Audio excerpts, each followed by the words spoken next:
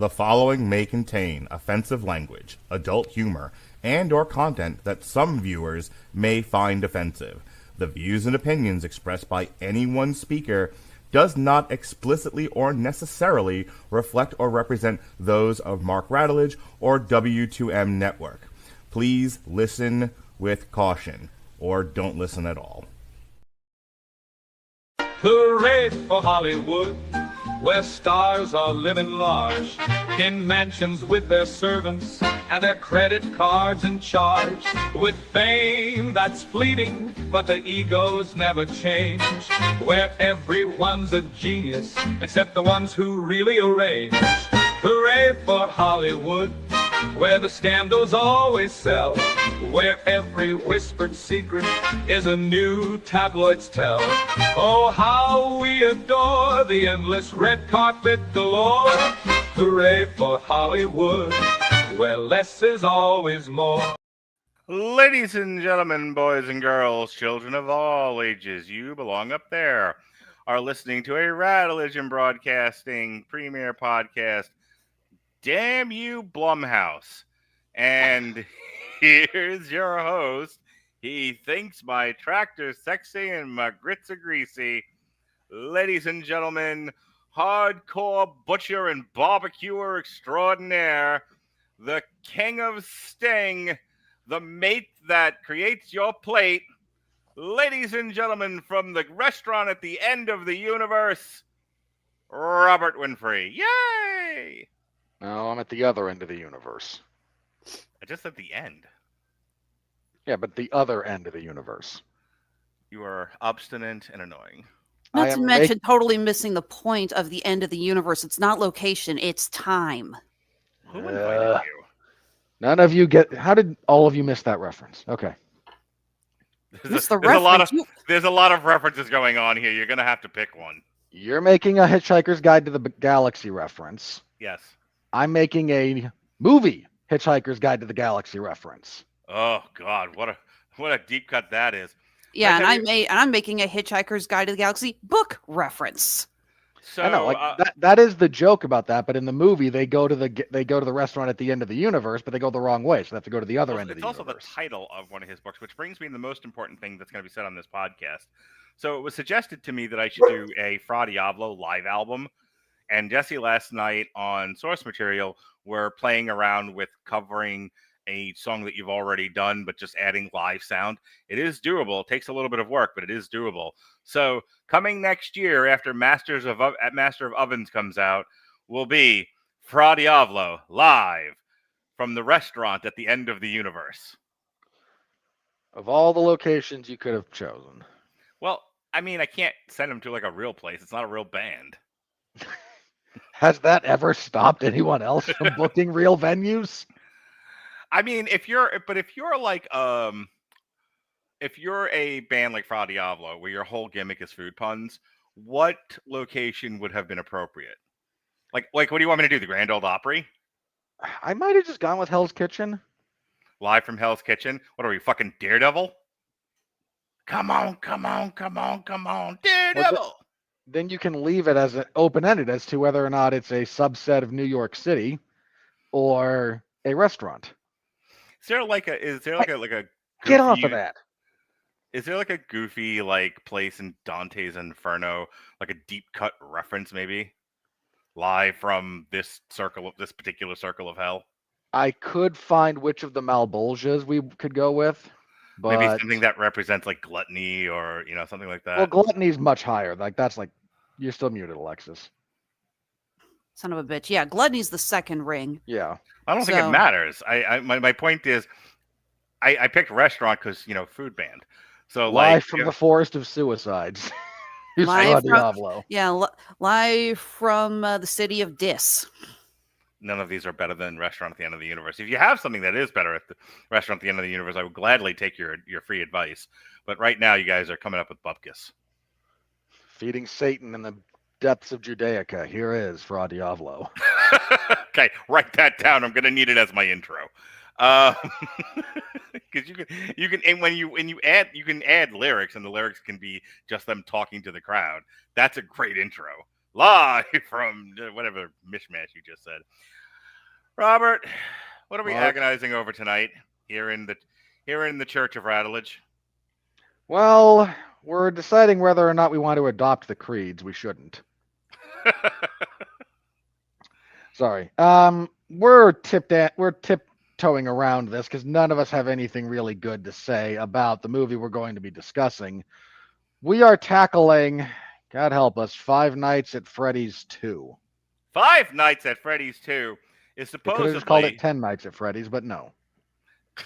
A 2025 American supernatural horror film based on the video game series Five Nights at Freddy's, created by Scott Cawthon, and the sequel to the 2023 film adaptation. The film was directed by Emma Tammi and written by Cawthon. Josh Hutcherson, Elizabeth Lail, Piper Rubio, Theodus Crane, and Matthew Lillard, for 5 minutes, reprised their roles from the previous film, with Freddy Carter, Skeet Ulrich, Wayne Knight, Mckenna Grace, and Teo Briones joining the cast. Set a year after the previous film, it follows Abby, who got dumber somehow, as she reconnects with her animatronic friends, leading to the events that reveal the origins of Freddy Fazbear's Pizza. Alexis, I don't think I was on the last review for this. I think I was like doing something, or maybe I was on a date, naked swimming, going karaoke, naked karaoke. There's any number of social gatherings I might have been at, but I don't think I was on this review. You weren't. When you found out that Dorian and I were basically chomping at the bit to talk about this because we're both big fans of the Five Nights at Freddy's mythos and the franchise, you said, "Oh, good, then I don't have to deal with this crap." And you basically said, "Fuck y'all, I'm out." I think you had 4 people total, right? It was you, Jason, me, Dorian, Robert, Dorian. Who else was there? I assume Jason. I don't think Jason. If Jason was on there, he kept pretty quiet. I re-listened to it recently, but I don't remember Jason talking that much. Oh, well, you have a better memory of it than I do. I know I wasn't there. I know I intended to be there, but I think part of it was I didn't feel the need to be there. That would have made 5, and I think I had a date that night, and I'd rather do that. I'd still rather do that, by the way, but here I am. Either way, you basically, like I said, you said, fine, rolling out, and you went, and you just... Let me take this opportunity to tell you my thoughts on the first one as best I can remember them. I have no connection to the Five Nights at Freddy's franchise. I have never played the game. My kids, however, my son had been asking forever, for years prior, like going all the way back to the Banana Splits movie that you and I reviewed, Alexis. And what's the other one? Willy's Wonderland. Yeah, and he asked me like, dialogue-less Nicolas Cage was great. Is there ever going to be a Five Nights at Freddy's movies? And I guess one had been in development for the last 100 years, since at least the Civil War. So the creator, Scott Cawthon, apparently studios were just like chomping at the bit to get the rights to the movie. And it was all anyone needed to know is that it was in development hell for a really long time. And so, like, every other iteration of a kind of Five Nights at Freddy's movies had come out by this point, except Five Nights at Freddy's. And there was like online stuff on YouTube. And I know this because my son would show it to me on a fairly regular basis. So when this came out, and that's the point of me telling you those details, they were super excited. Both him and his sister were like way excited for Five Nights at Freddy's. When we saw it, it was a packed theater. This was Gen Alpha's Avengers. There was that level of excitement. And when Matthew Lillard said, "And I always come back, so help me God," about as loud a pop as I heard when Cap said, "Avengers Assemble." Hoo doggy. As for what I thought, competently made. It kind of reminded me of Megan in that this feels like horror for kids, which is kind of what it was. I don't really get the Five Nights at Freddy's thing. As many times as my son's explained it to me, I'm like, this franchise is never gonna reach me. But when it was done, I was like, okay, well, I'm glad the children had a good experience with this. I mostly enjoyed the experience of watching the movie. It seemed competently made. I'm done now. Can we all move on? But no, Blumhouse, in a hold my beer moment, with Disney, when Disney announced Sequel Mania, they went hold my beer and fucking greenlit this, Black Phone 2, and any other horror movie of that particular year that made any kind of money got a sequel. And I remember Neil, because Neil talked about it on his show. And it was the first time, and probably the last time, Neil ever wanted me on that show. Because he read the list of everything that Universal was greenlighting, and he said it with such excitement, such youthful, buoyant, vibrant excitement of a boy seeing, all of this magic and wonder come to film. And then he turned to me and Chris, who, like executioners of Roman times, like the whole fucking list. You're like, oh, this all sucks. So that said, I was not excited for Five Nights at Freddy's 2. I felt like this was homework, and it was so much worse. So back over to you, Alexis. Were you excited for a second one? Yes and no.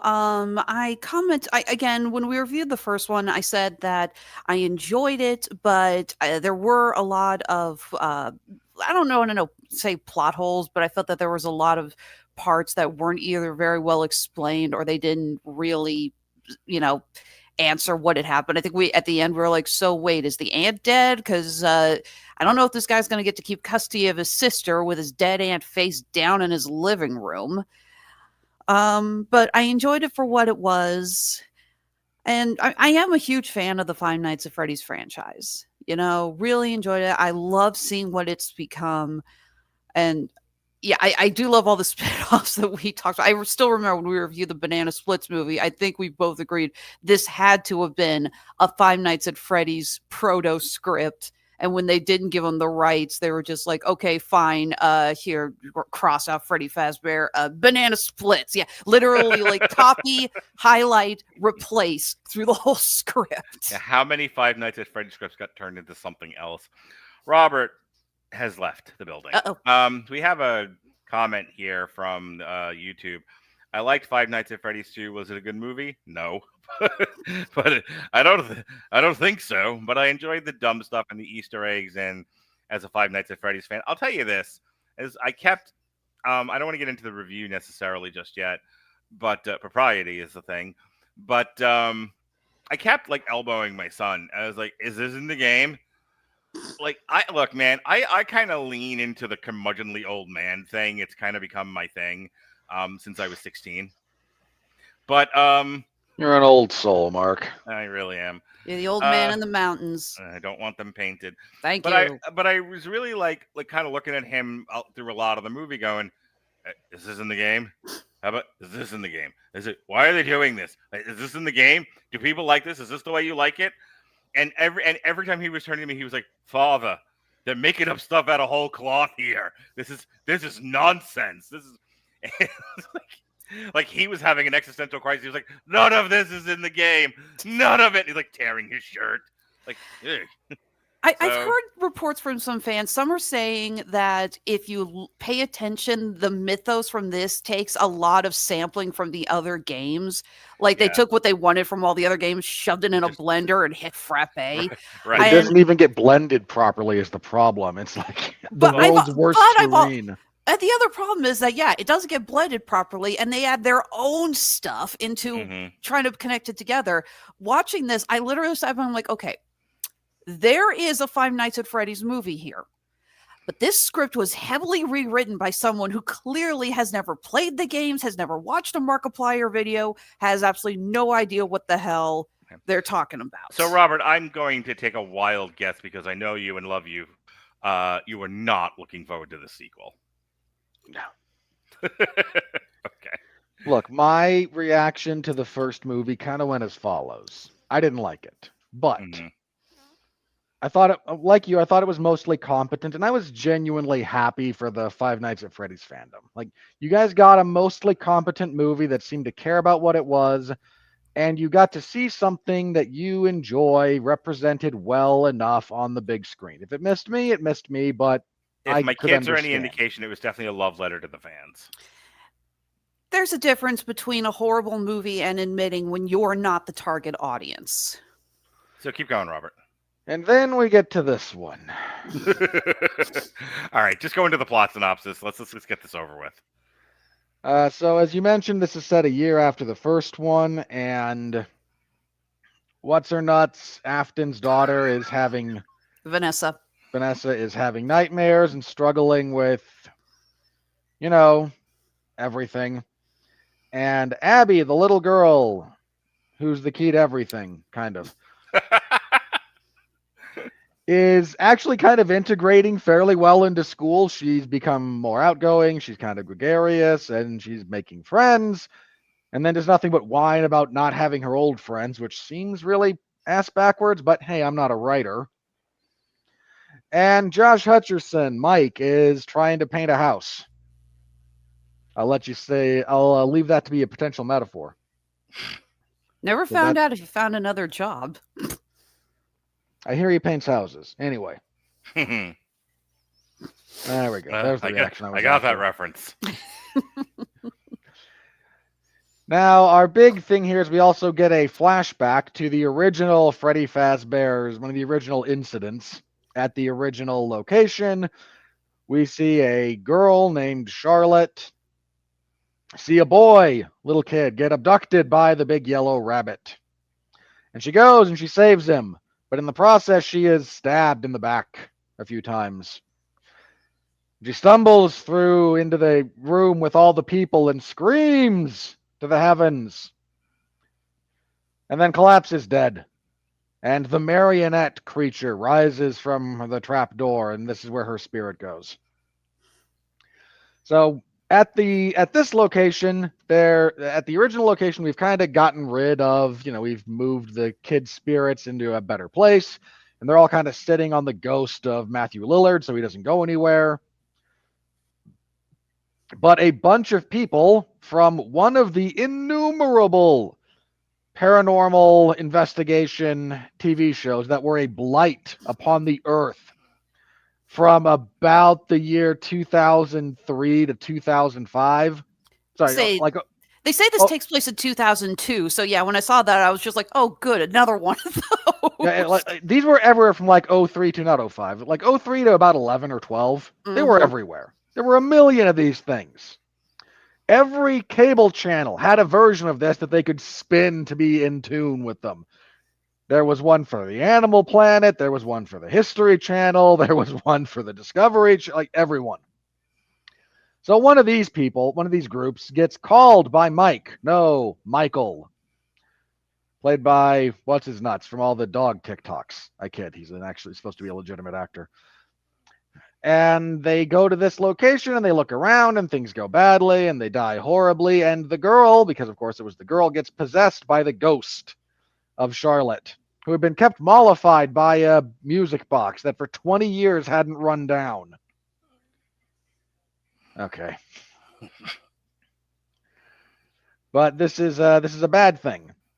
And Abby winds up over there because she is lured there by a Freddy Fazbear talkbox doohickey.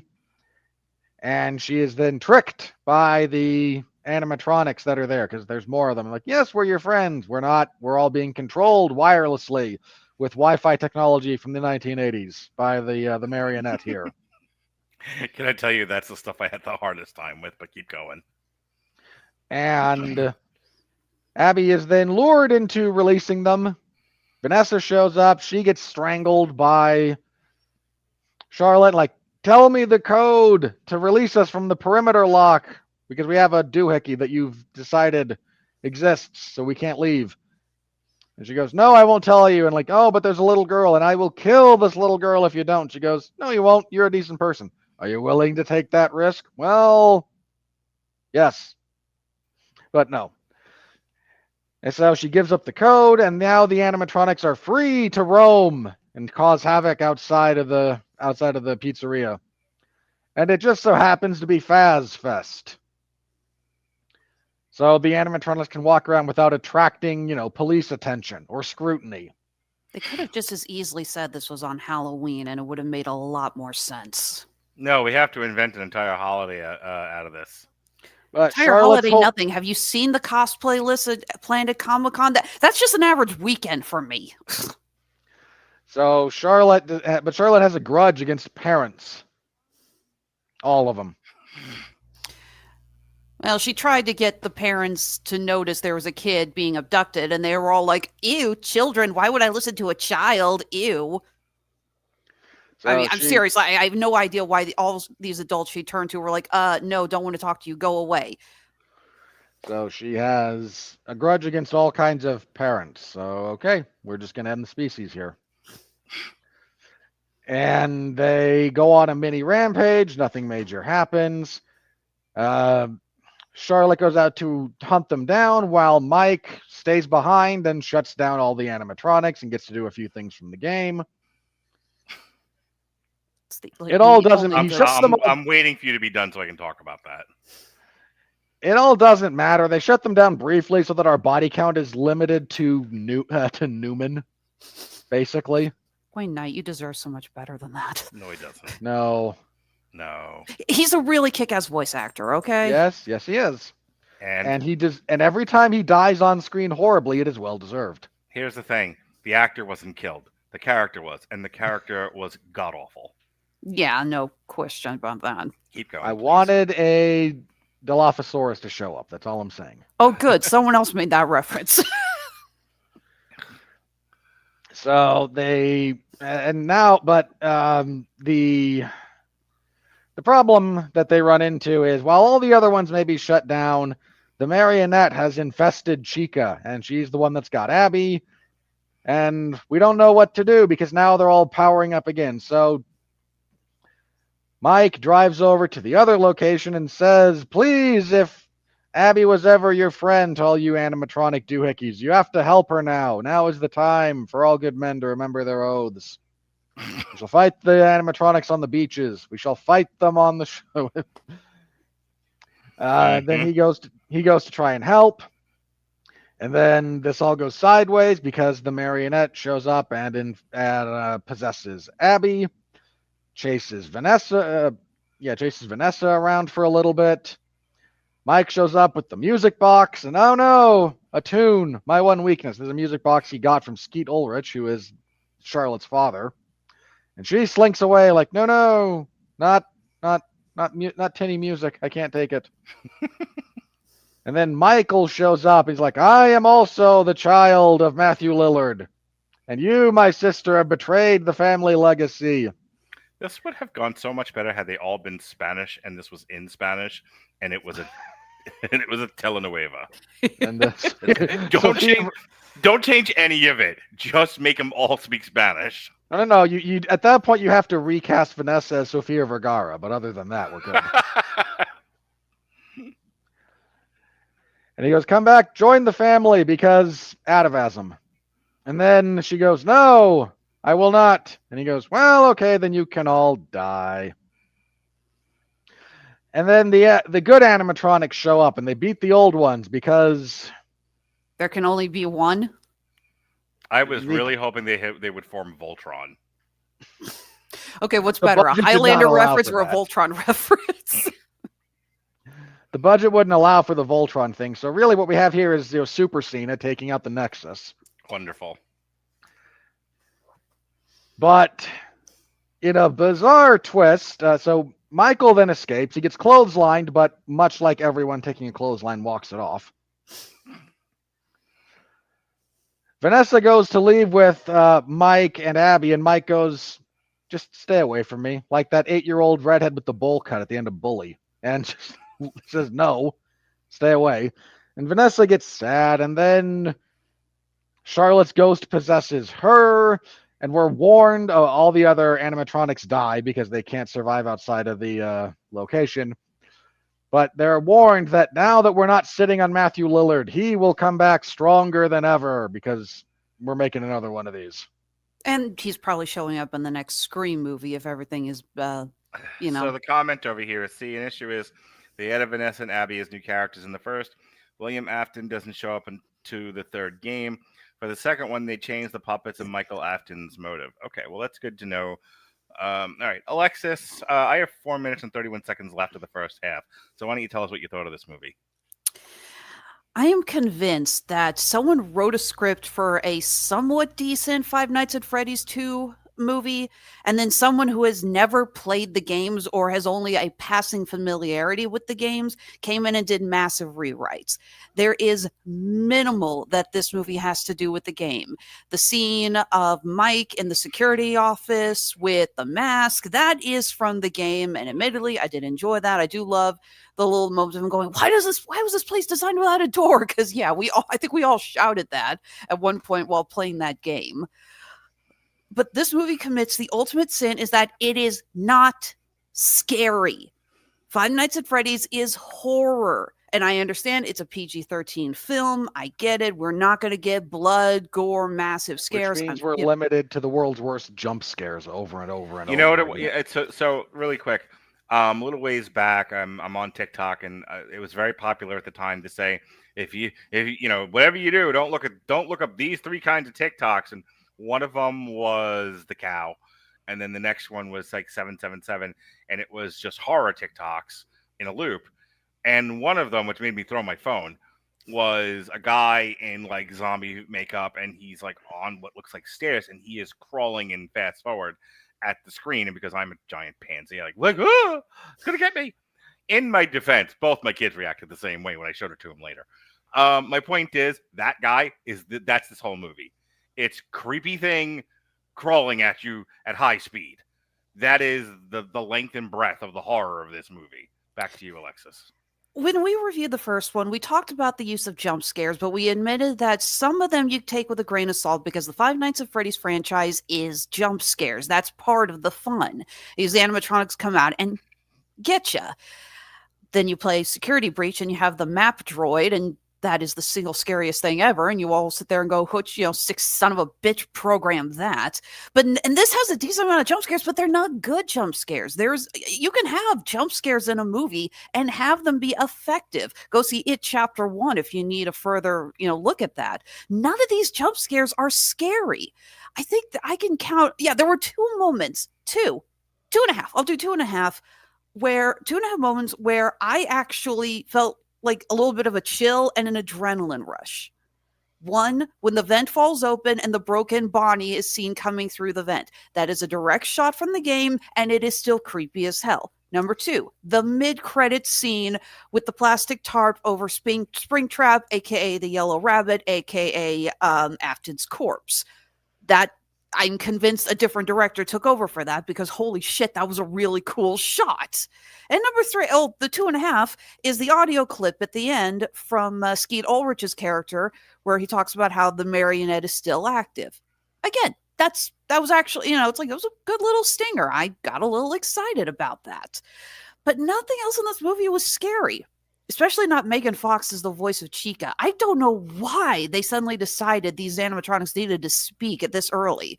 They don't start talking till I want to say 4 or sister location at the earliest. So suddenly having Chica talk with the voice of the world's worst April O'Neil was just really awkward. Second. So there was a worse April. We just don't want to talk about it. So one of the things I said to Jonas, I was just like, why do they have to make the one robot sexy? And he was like, it's from the game. I don't have an answer for you. Of course, Mark, you can't tell him the answer to this, but allow me to tell you for the sake of your personal edification. Oh, please. Five Nights at Freddy's is about the 3rd most popular porn topic on fan art. It's never going to beat Sonic the Hedgehog, but it's pretty damn I think close. Sonic and Pokemon are above it, but that's about it. Oh, I think Five Nights at Freddy's is above Pokemon. I'd have to double check. All right, so everyone wants to bang the robots. I got it. But my question is, so them making one of these characters sexy in an iteration of this game is a reflection of people wanting to weirdly bang the robots? Yeah. There's actually sexier robots as it goes on. Have fun looking for Glam Rock Chica and Roxanne Wolf. You would not believe the amount of girls. No, seriously, you would not believe the amount of cosplays I see of those two with girls dressing full 80s fishnets, face paint, basically looking like a furry edition of Gem and the Holograms. You know what I find really funny?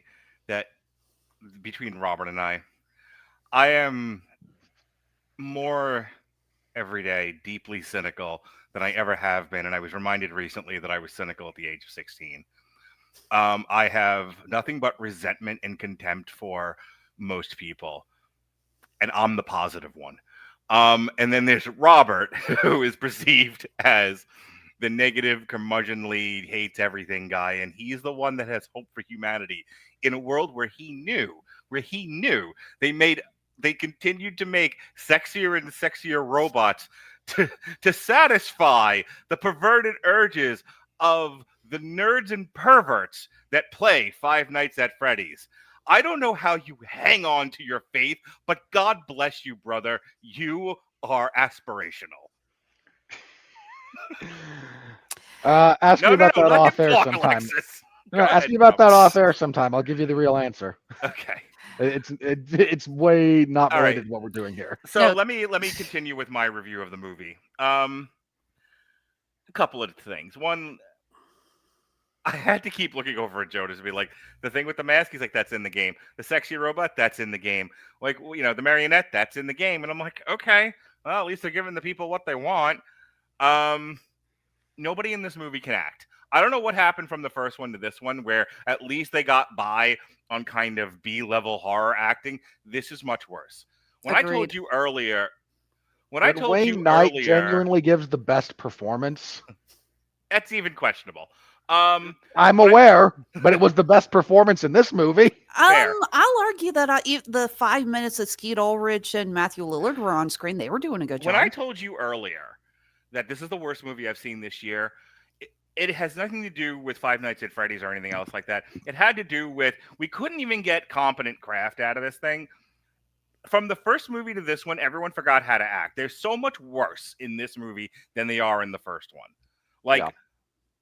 I'm willing to go with a lot. I'm willing to kind of turn my brain off and go to fantasy. Remember, I'm the guy that used to be like, just have fun with it, Robert. It'll be fine. But you have to get me there. I'm not just going to start off enthusiastic about this and embrace your world. You have to bring me there. That is movie craft.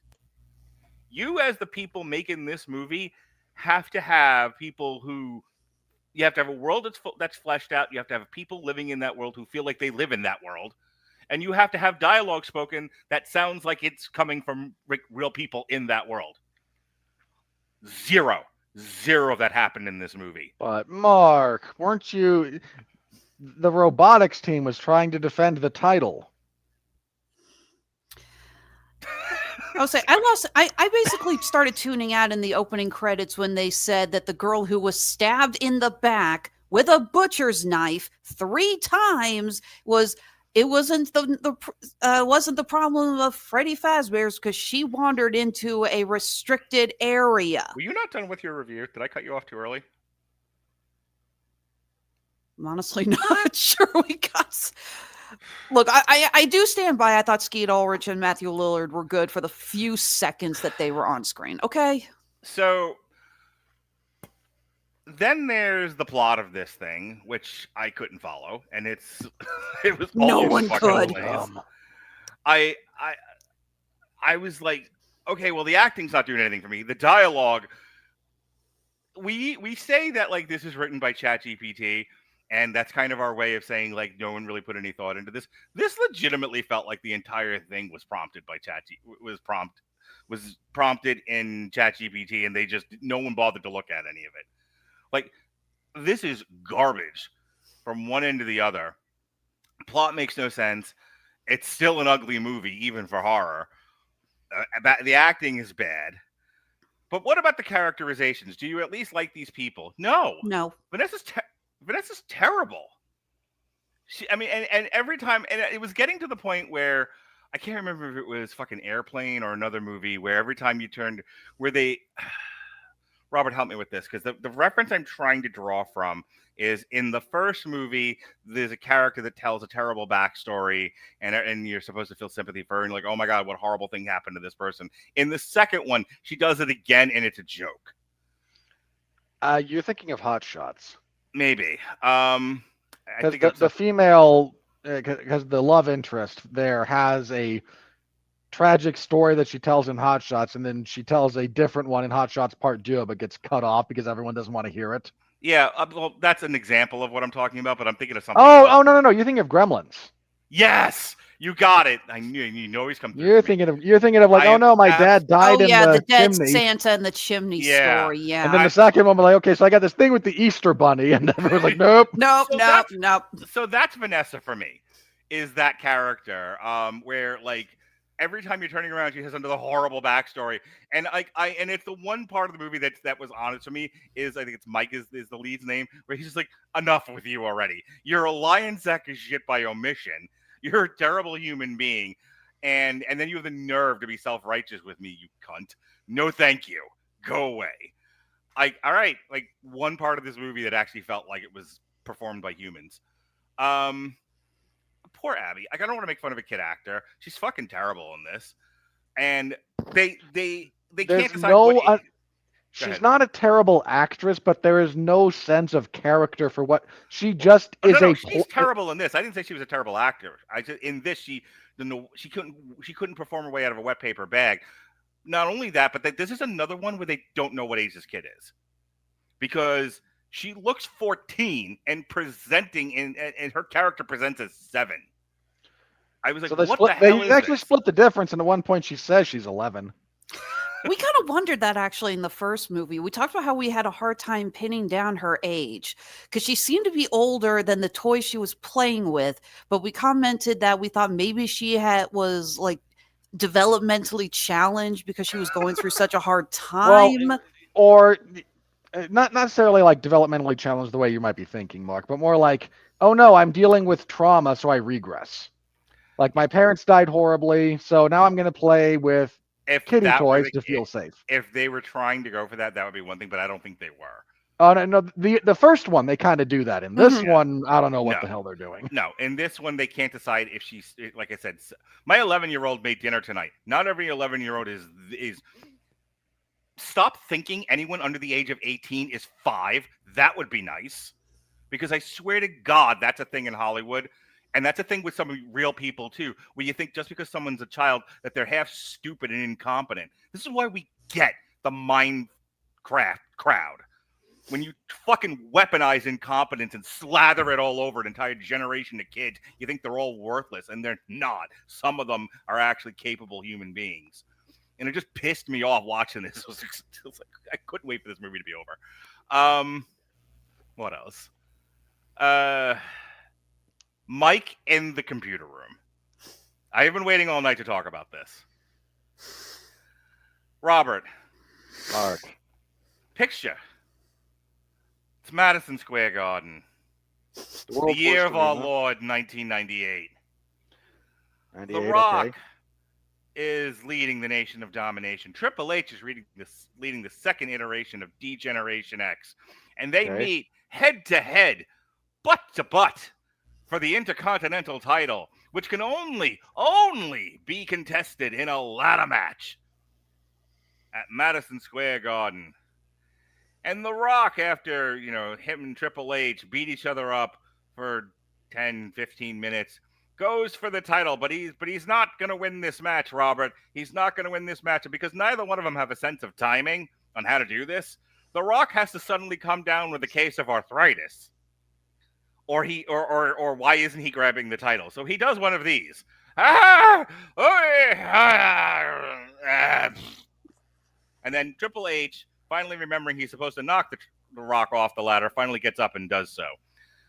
That's all I remember from that match, is The Rock, for some odd reason, couldn't grab the title when Triple H was nowhere near him. This is a little bit like Rico trying to set up a moonsault and Jeff Hardy missing his cue. Yeah. And Rico just yelling in front of a camera on the corner of the ring that has a mic attached to it. Where are you, goddammit? So I'm watching this movie, and first of all, it's like, oh, they have this connection, and we can turn it off from here remotely. And he's like, okay, you go deal with the outside plot. I will deal with the hacker plot that we've just now decided to do. And the animatronics move only exactly as fast as the plot wants them to. Not only that, but he's sitting there, like, my son and I are just laughing hysterically. It's like, why doesn't he just turn him off? There's a big button. If like they actually shot the computer and there's a button that just says like off or something, and, and my son and I are just like, press the button. What do you do? This again?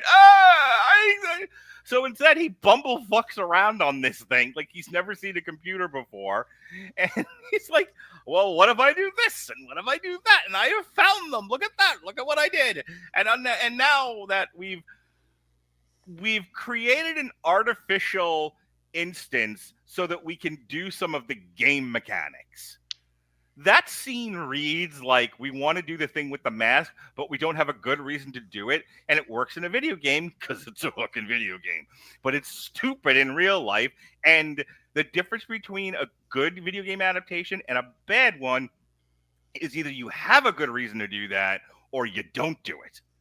And here they were like, just do the video game as it is. It's fine. The fucking brain rot generation who's going to come see this thing won't care. And considering the people in the theater I was at were talking through the whole thing, I'm sure I'm right about that. Can't wait for the movie industry to fall apart. Anyway, so that being said, I'm watching this and I'm like, this is the dumbest thing I've ever seen. I think it was at this point in the movie, I was so far gone, there was nothing that could happen in this movie. I mean, they could have interrupted the reel with a nice showing of Showgirls. I wasn't coming back. So I would have traumatized a handful of children in the audience, I imagine. They deserved it. There were only two Stop kids. talking in the movies. There were only 2 kids in my theater, and they weren't talking. They were running around the theater doing parkour off of the seats. Should have thrown something at them. Anyway, a brick. I hate this movie. I hate everyone involved in making it. I hate Blumhouse. I hate Universal. I'm so fucking over this. Please stop doing.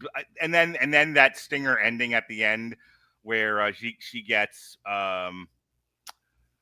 possessed. I couldn't think of the word possessed. She gets possessed by the marionette. I was like, are you fucking kidding me? I have not run out of a theater unless I had to go to the bathroom as fast as I ran away from this thing. And my son right there behind me, he was like, this sucks, let's go. And then they showed like, an after credit scene because it's a Marvel movie. And I was like, nope, I might have screamed, nope, I don't give a fuck, and kept walking. And there's my son right behind me. That's my pop. Like, yeah, so. And your daughter just putting the bag over her head as she walks behind you. My daughter was elsewhere. But no, I was just saying it's sad because that mid-credit scene was actually it's like the Venom the Carnage, the second Venom movie, where it's like the only thing you want to talk about is the mid-credit scene. What? Somebody's wearing a Raggedy Ann wig? No. The second, There Will Be Carnage, where you get the scene where where Carnage, or Venom and Eddie warp into the Marvel universe. Oh, that. Okay. It's like that, and the shot of these guys grabbing the spring trap was like literally those are the only things you want to remember about either of those movies. Robert. Okay. If you liked Mark as the warm-up act, here we go. Here comes the main event. Yeah. I'm gonna kind of just reference something that the YouTuber Moist Critical said when he reviewed this movie, because he and I are basically on the same wavelength here. Not all, very rarely elsewise, but on this one we are. I reviewed the first movie. I gave it a moderately positive review. I didn't care for it. Not my thing, but happy for the fans. Genuinely happy that people who like this thing got an adaptation of the thing they liked that wasn't awful, because I have seen things that I like get awful adaptations, and it is one of the worst feelings in the world. It genuinely is. So I didn't care for it, but I knew why people did, and I was glad for them. Thumbs up, don't care. This movie, I did not care for at all. And I'm now in a position where I don't understand why you like it.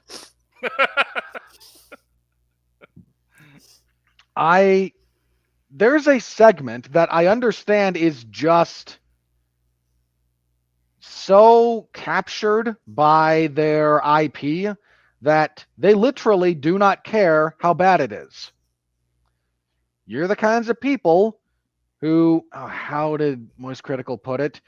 You don't care how bad the shit is that gets farted down your throat as long as you can point at the screen and go, hey, I recognize that.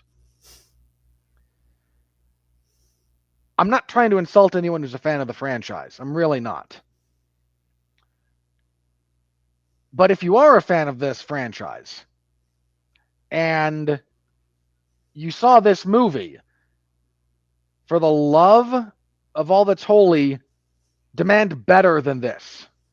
This is crap. This is unmitigated crap. Your franchise, your IP or whatever, deserves better than this. You, as a fan, deserve better than this. Anyone out there saying, oh, but it was made for the fans. Yeah, so was Mortal Kombat Annihilation. You're the kind of people who be defending that.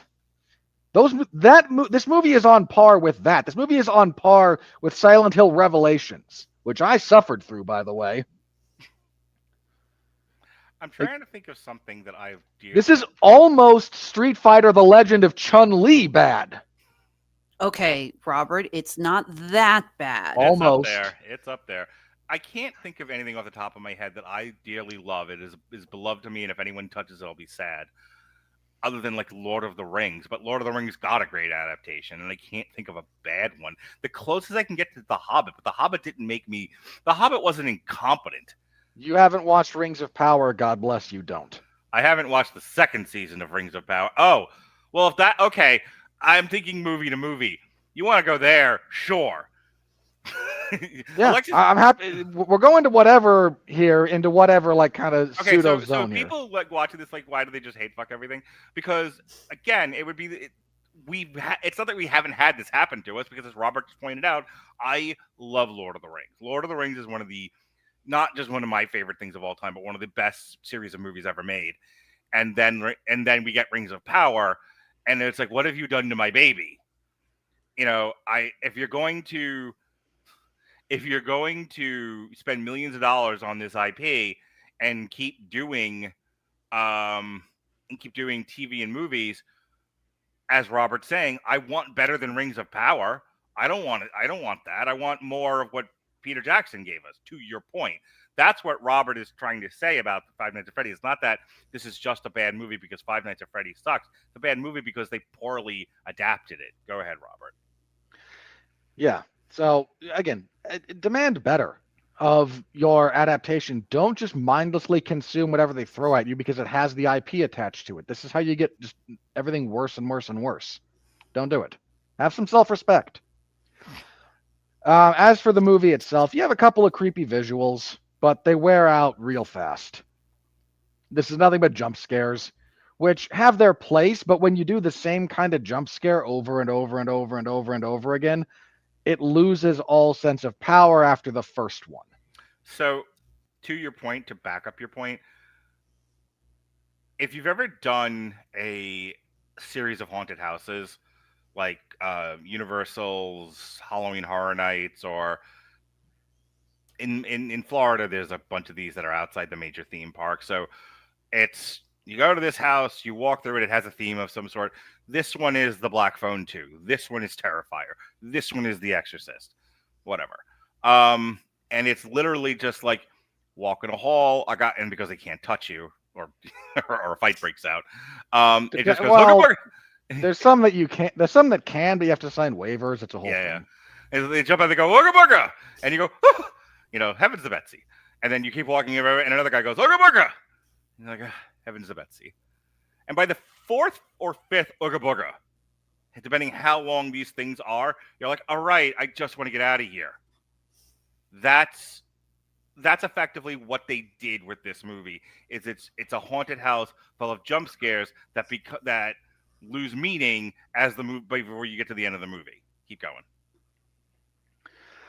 So that's weak. That's just bad filmmaking. It's bad pacing. Like, jump scares can be effective, but if that's your only gag, it goes away immediately. It's one of the reasons I don't like The Grudge, the American adaptation, at least, because it's like 80% jump scares. They're like, yeah. Say at least the first Five Nights at Freddy's understood that. Again, there's a shit ton of jump scares in it, and some of them are played out more for laughs, but it has some genuinely creepy moments in it. You got the whole scene of the burglars breaking into the old location to screw with Mike. You have the animatronic scene in the background through the vents. You have the shot of the guy hiding in the closet, and all of a sudden you see Bonnie's red eyes. Those are legit good, suspenseful moments. And none of them are present in this. Not a single solitary one of them. Nothing like that is present in this movie. Mark mentioned it, like everyone forgot how to act and everyone is dumb. No characters here make sane decisions. Now, I don't need a character in a movie to behave like they know they're in a movie. I need a character's actions to make sense within what they know. And we don't have that here anywhere. No one behaves in a way that is consistent across the runtime of this film. Not a single person. Same, Mike especially. They talk about how all over the place. Yeah, it's like you talk about. It's like she says she went and talked to Chica and Freddy. She's a child. It's like, did you forget what happened in the first movie? Hell, going back to that scene of him sitting in the office, the scene that is directly lifted from the game, his reactions to having the animatronic standing over him, and yeah, the bit where he looks up from the computer and sees it and grabs the mask, that is the game, part of the game. You have to literally grab the mask. You understood though what I meant by it's fine if you're doing it in a video game. It's stupid the way they did it in this movie. Yeah, but I'm also talking about his reactions. Most of the time, it's just like, oh, okay, you're there. I got to type faster. It's like that. That is not how, I don't care how determined he is to turn these things off. That is not the reactions of somebody who has giant. I actually wholeheartedly agree with you. His reactions were awful. It's so we always make fun of the people who like can't act against a green screen. They don't know what they're reacting to, and their timing is all off. That's what it looked like. Except weirdly enough, that wasn't a green screen. No, like those. He's reacting that poorly to physical, like, animatronics that are next to him. Like, as if he wasn't there. No kidding. I don't care how determined he is to save Abby from the other animatronics. If I have the decomposing remains of Fats Geronimo standing over me, I'm going to act a little more scared. Back to you, Robert. So all that's bad. The finale is so wildly anticlimactic that it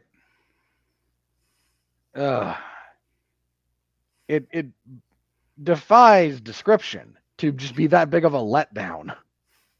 The entire thing that gets set up is, the animatronics are all going to be there and all the good animatronics are going to fight them. Except there's not a fight. There's 3 punches and they're out. The good animatronics get the others from behind and then it's over. Like, what are we doing here? And then, there's no comeuppance for Michael. Again, he takes a clothesline from a large man, but he's gone when they all exit the house. So, there's no closure on what's going on with Charlotte. And I get that. I can hear the argument, the counter argument. It's part 2 of 3. You can still mostly finish a story in the middle part of a trilogy. Two Towers does it. You set up appropriate conflicts and resolution. Back to the Future Part 2. Back to the Future Part 2 does it. There's an entire plot that they have to resolve, and then at the very end, something comes along to keep things going forward. None of that is present here. Abby's characterization is so wildly inconsistent, it should be studied. If this is supposed to be a lonely child desperate to try and reconnect with, the evil animatronic creatures that terrorized her family in the last movie, you got to do something to like show off that she's alone and lonely. And instead she's like regaling people with stories on the bus. Yeah. And her biggest obstacle is, Wayne Knight being a douchebag. The teacher being unnecessarily mean to her for no reason that was explained in this movie. I cannot get away from the sense that they greenlisted this thing so fast after the first one was successful that I don't think any. So we've been talking for a while now about how the process in Hollywood for the mainstream stuff, not necessarily Hamnet, but like the mainstream, what's meant to be blockbuster big hit movies, are not getting the time they need in development. Everything is being rushed, and I can almost guarantee you this thing was slapped together probably legitimately using artificial intelligence. I don't think they had enough time to rehearse this, because these actors, your acting level shouldn't have dropped this bad. And I'm not blaming that on the actors. Like, everything about this movie feels slipshod, rushed, and like, let's get it out while the iron's fucking hot, because this first one was I mean, wasn't that long ago, because if it was happening at the time that I was like heavily dating, that's the end of 2023. It was 2023. It was one of the movies that got both theatrical release and direct to streaming, right? Because of COVID. Yeah, but we even questioned it at the time. Like, why would you do this? Because I think at that time it wasn't because of COVID. It was because Peacock was still playing with the idea of of day and date just for the sake of doing it. They were like, we know not everyone's going to go to the theater, but let's see how much business we can drum up. If people see it at home, maybe they'll go to the theater and see it again. That was what they were doing at the time. They since seem to have abandoned that, but that's what they were experimenting with. And yeah, that was at the ass end of 2023, if I remember correctly. So you got to figure this thing went into development shortly thereafter, and I have to assume, without even looking at the Wikipedia page, they went into principal photography sometime last year, like in 2024. That would be my hunch. I do have a question. There's something that's bugging me about the ending, and I'm hoping one of you two can explain this, or if it is hold whatever it is you're trying to do, because I'm still in the middle of something. In August 2018, in April of 2024, Jason Blumhouse Productions officially confirmed the sequel. Oh wow, I thought it was immediately after. They waited a little while. Everyone's gonna return. Okay, the writing, they don't give a date to. Filming, principal photography started in late October of 2024. Filming would start in 10 days. They slapped this together. Dude, this is Chinese construction. Principal photography started in October of 2024, and wrapped in February of 2025. Yeah, they fucking doggy. They pushed this thing through like an eagle's fucking rush. This was a tush push. Keep going, Robert. This is a Chinese construction project. Yeah. Was there anything else you wanted to add to this?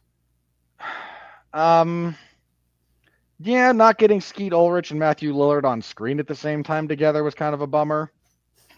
But that's because they're the killer duo in the first Scream movie, so that would have been cool, and we'll probably get there in the next one, but I don't know that I'm going to watch the next one, so... Would have been cool, because I know that they can do decent de-aging on them, because we saw that in one of the last Scream movies. They de-aged Skeet Ulrich to make him look like he did in the first one. Yeah, like young Billy, and they did a good job at it. So it's like, it would have been kind of cool to like see some photos, or maybe like supposed to look like 8mm style flashback kind of stuff with the two of them. Else that you want to add to the craft review, Robert? If not, let's just move on to the money. You're listing this as the worst movie of the year. I'm stuck between this. Hang on. Yeah. I'm stuck between this and Snow White, and I'm not sure which one's going to come out on top. Here's the thing. I had fun with Snow White. It's dumb, but the vitriol that movie got because some guys are butthurt makes that movie seem worse than it actually is. No, it's every bit that bad. This is far fucking worse. There are people that can act in Snow White. There are people that actually do act in Snow White. Counterpoint. No. Come on, Mark. No, don't come on, fucking mark me. This is my opinion. I watched Snow White. I don't remember coming out of rewatch Snow White. Listen to me. I watched Snow White. I didn't hate Snow White. I fucking hate this movie. Okay, that's fair. Look, I'm just telling you where I am. Okay. I'm between those two, and I don't know if Gal Gadot or Abby was worse. Well, at least Abby didn't sing. I'll tell you this. If Gal Gadot doesn't sing, she's fine. The fact that she does sing kind of makes it worse. Of course, it makes it worse. This movie wasn't reshot entirely because it should have been, but it wasn't. No, I was what gonna is say, what's worse, a movie that's bad from beginning to end, or a movie that they tried desperately to save by trying to fix it and just weighing it down with even more just think, mistakes? Five Nights at Freddy's should have been Batgirled. Just like fucking cut it for the tax break. I might still put Snow White at the top of my list if for no other reason than because it lost so much more money. Okay, well, My tiebreaker might actually be the financial destitution that thing wrought. okay. Well, I have the inverse of that opinion. This movie's actually doing well, which I would love to talk about. Yeah. And for me, that makes it worse. At least Snow White got the money it deserved. This isn't. With that said, here comes the money. We're in the money. We're in the money.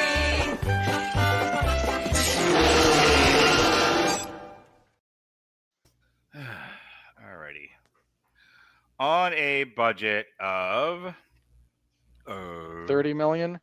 51 million at the top end, Mm. this thing has made 110.5 million dollars, making it far worse than Snow White.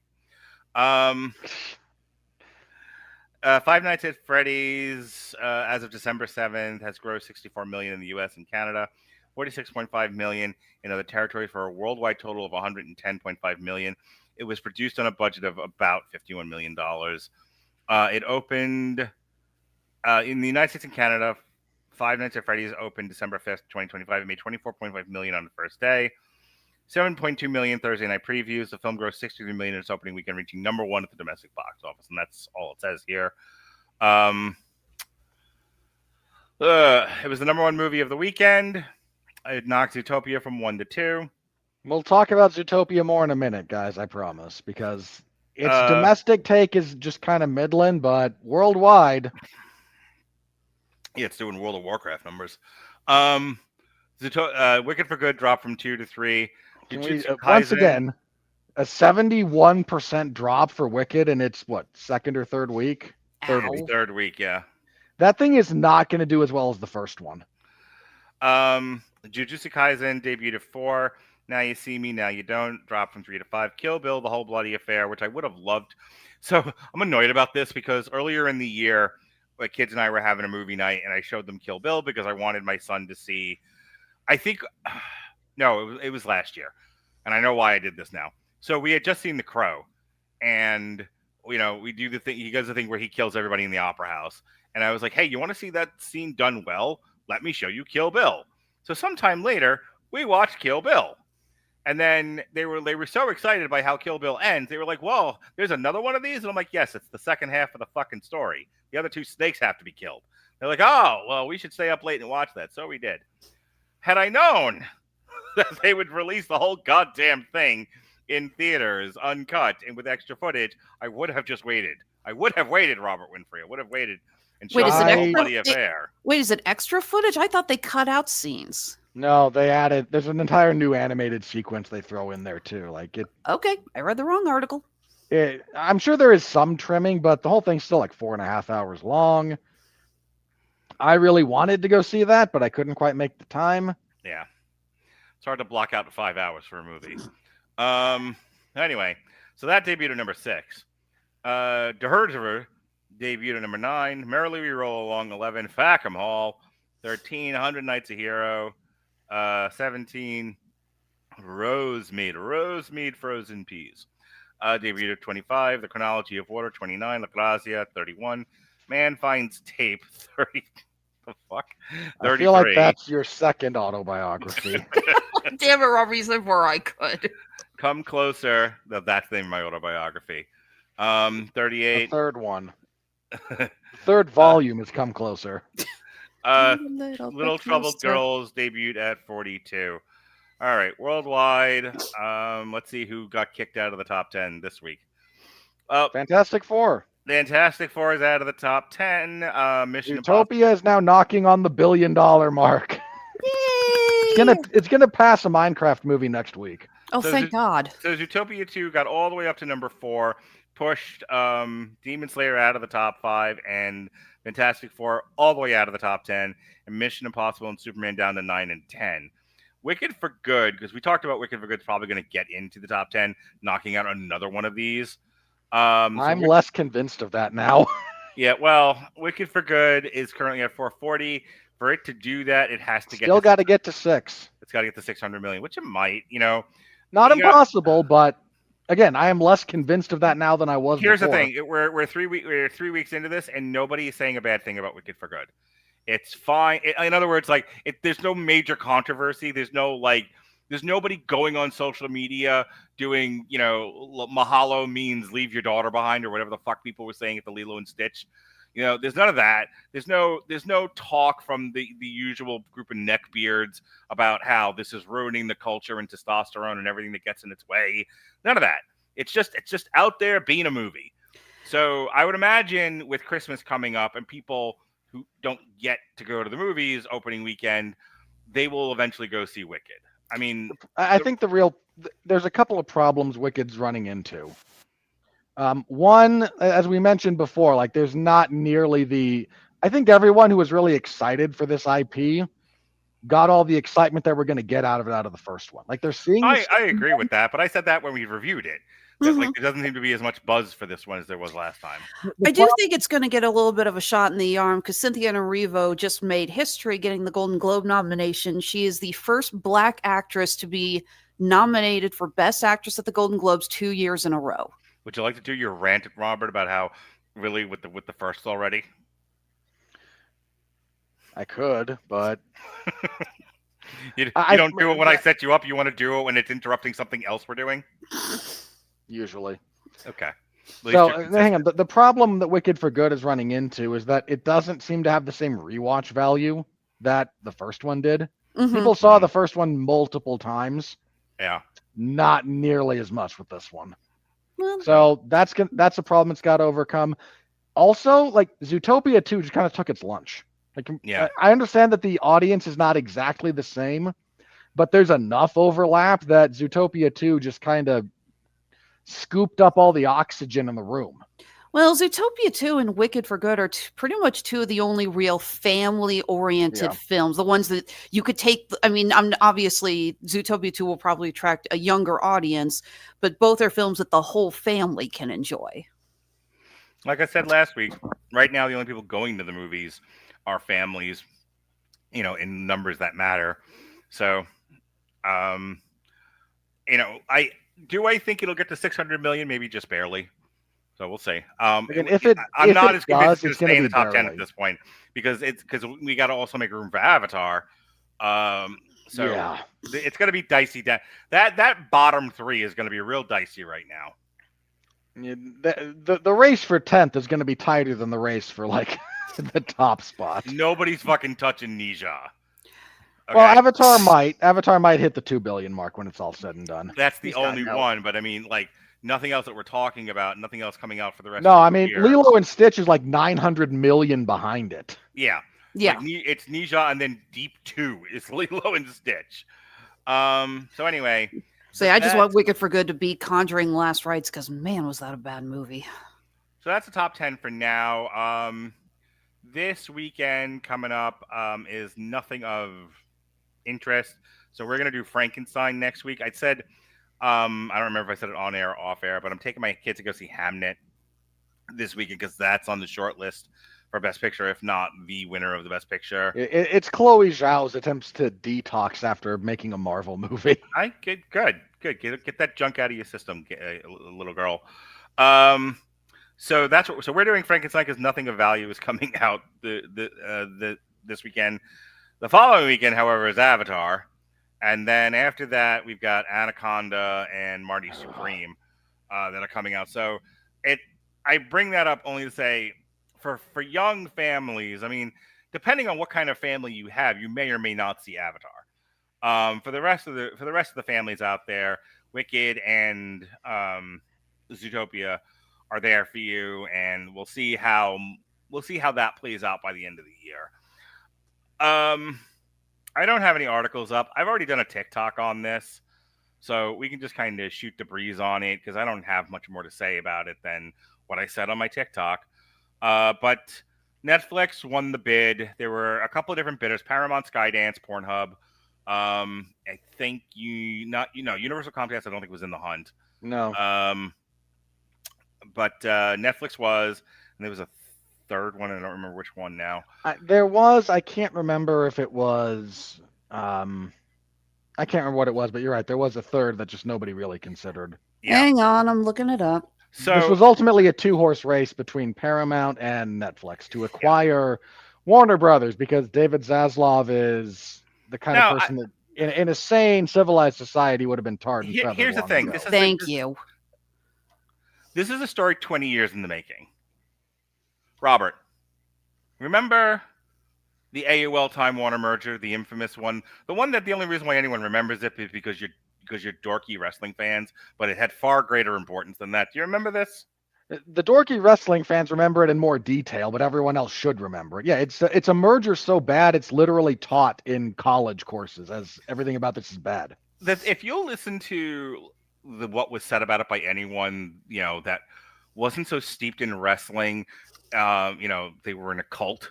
People were just talking about this as people who have no one who watches wrestling who has some understanding of fucking business. They were all saying the same thing about that merger at the time, which was they had an idea of what they wanted the entertainment side to look at, and everything else they were going to throw in the trash or just sell away.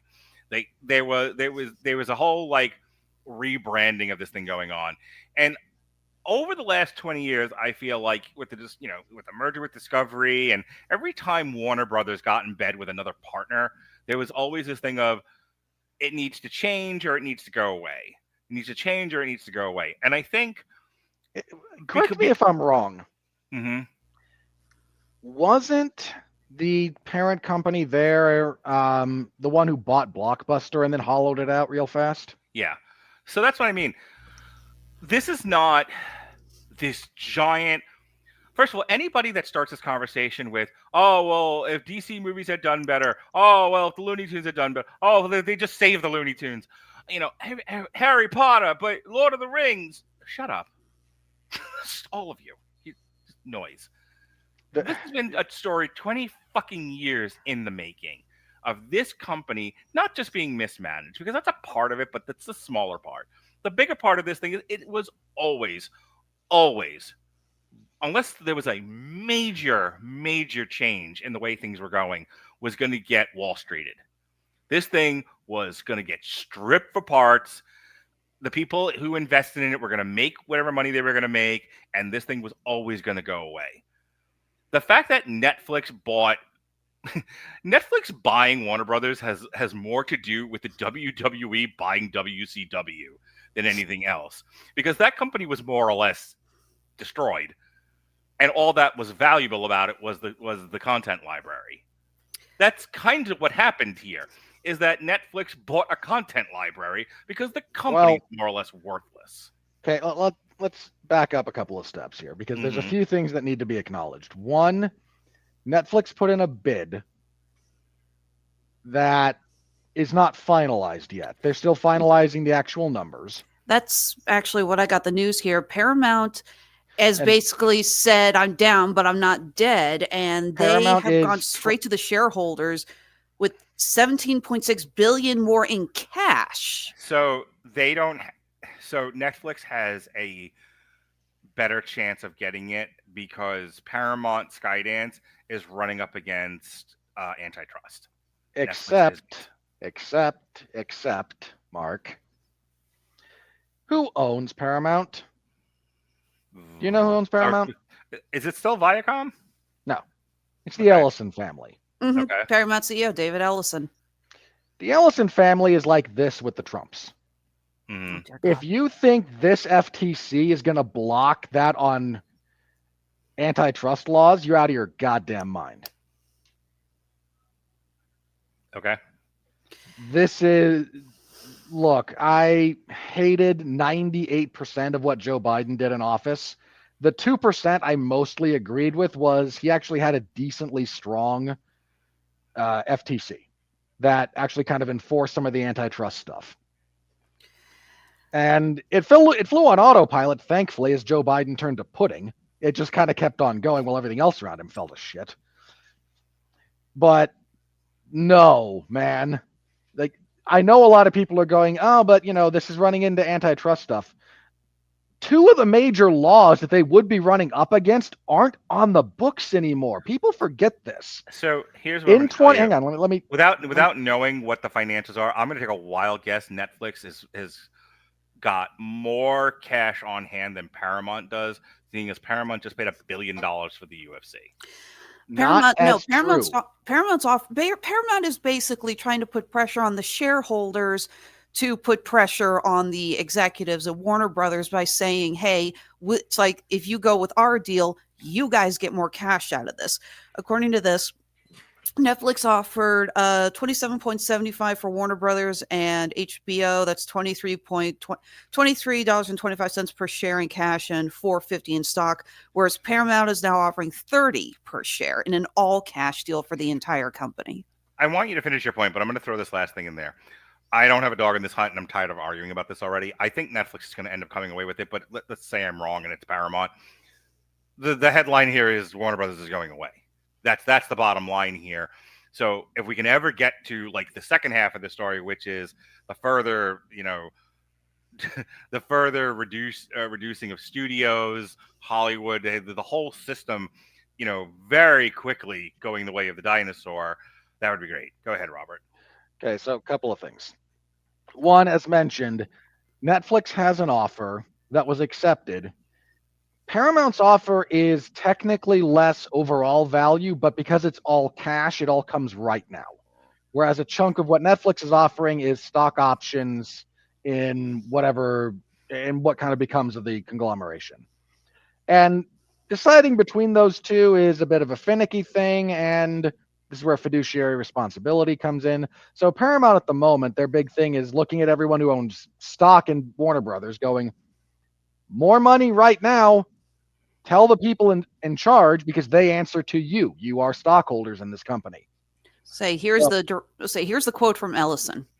WBD shareholders deserve an opportunity to consider our superior all-cash offer for their shares in the entire company.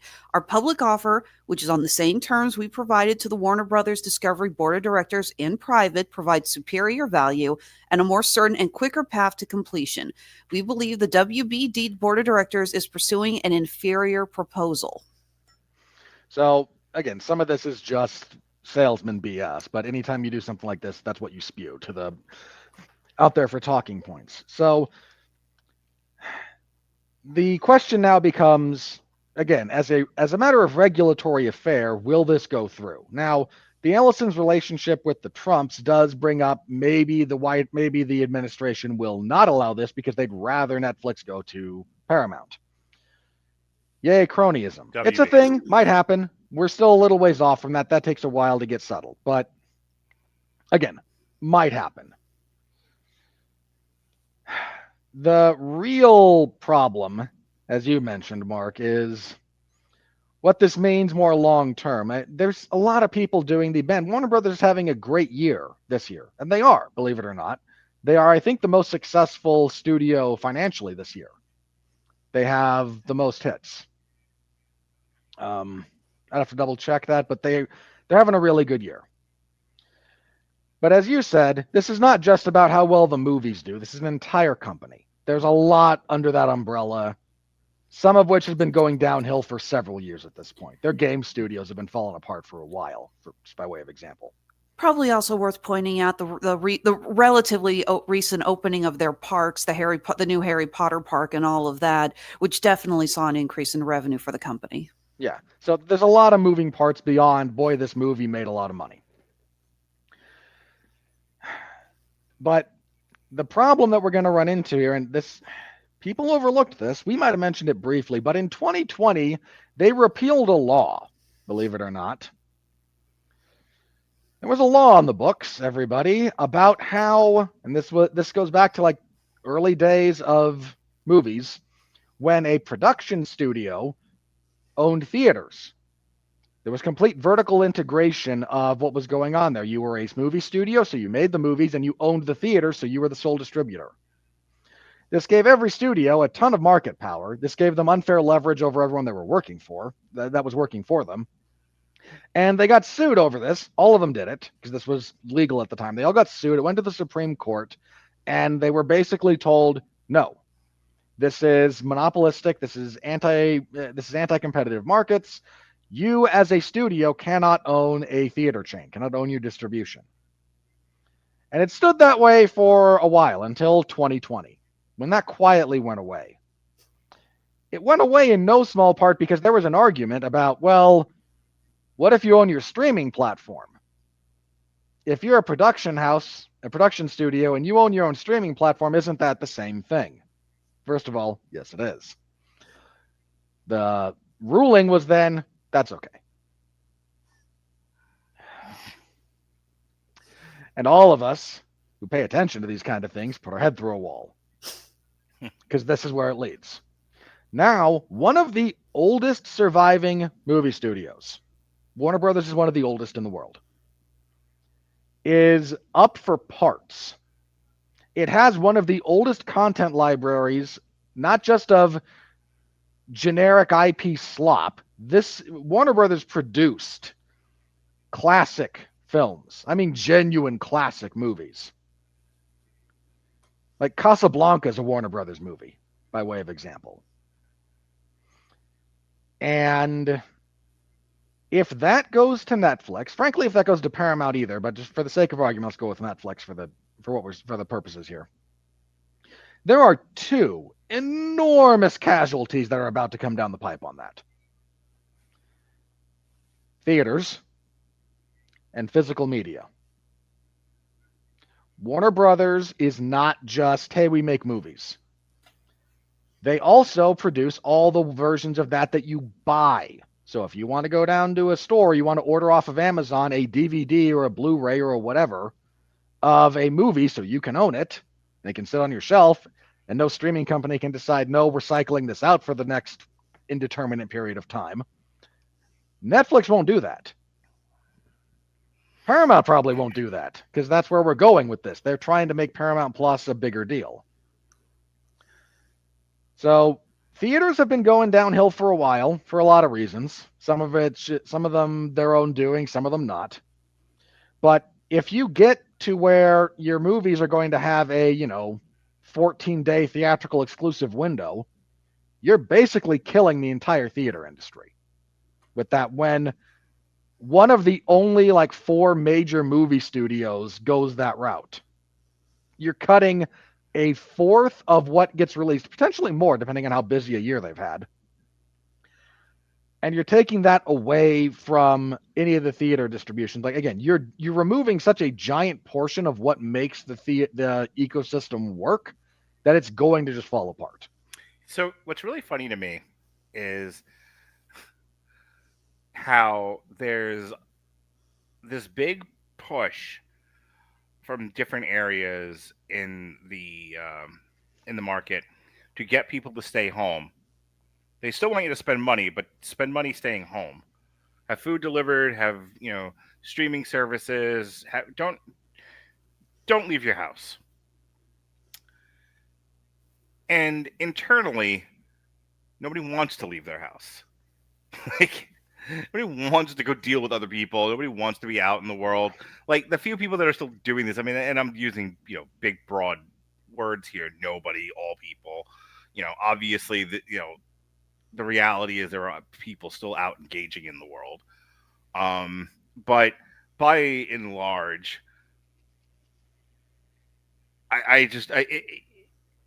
people look at this deal oh my God, how could they do this to us? It's we're doing it to ourselves. You can blame COVID only so much, but when people's natural instinct is to not go to the theater, watch everything at home, order your groceries, order your food, set up your home, be house poor. Being fair about this, people can't afford to leave their fucking homes. Not be able to afford a car, not being able to afford a home and move back in with your parents if you have them. That housing bubble's going to burst again real soon. Oh, there's all kinds of shit happening. The car apocalypse, the housing bubble. The AI bubble's about to burst. That's the one that's probably going to fall apart first. Did you see the thing out there today about mass unemployment that's coming, and not because of displacement. Just like a whole bunch of companies just not doing well and shedding jobs. Mm-hmm. We're dealing with, I think the number that came out was like, we're about to have the greatest number of layoffs since the Great Depression. Yeah. I'd like to remind people that the Great Depression caused such a sea change in the way this country operates that we adopted socialism light. It's called the New Deal. And then shortly thereafter, the Great Society. Don't tell MAGA that. They'll come over with torches and pitchforks. This is just history. Look, I don't know. I have my serious issues. Why is he so mean to her? I have my serious issues with the New Deal, but I accept that under the circumstances, Roosevelt was dealing with things that were just like. Yeah, no, I don't want to go down the road. To make the minor point, I have significantly less sympathy for what Lyndon Johnson did to this country with the Great Society and the damage we're still dealing with because of that jackass. But that's my point. With everything we just said, it caught the world before World War II and the New Deal was very different than the world we all grew up in. And if what everyone's saying is about to happen actually does happen, I'll be curious to see what that does psychologically and economically to this country. But that's the whole thing.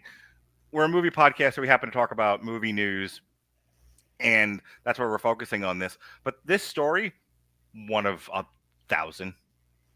Every day, if you scan enough social media, there's crazy news stories about this company and that company and stuff being merged and stripped for parts and everything, and entire industries about to go away, or be entirely displaced. So that's why what I said in my TikTok, like, I'm shrugging. I've kind of become mentally Dr. Manhattan sitting on the moon. Like, you did this to yourselves. All I can do is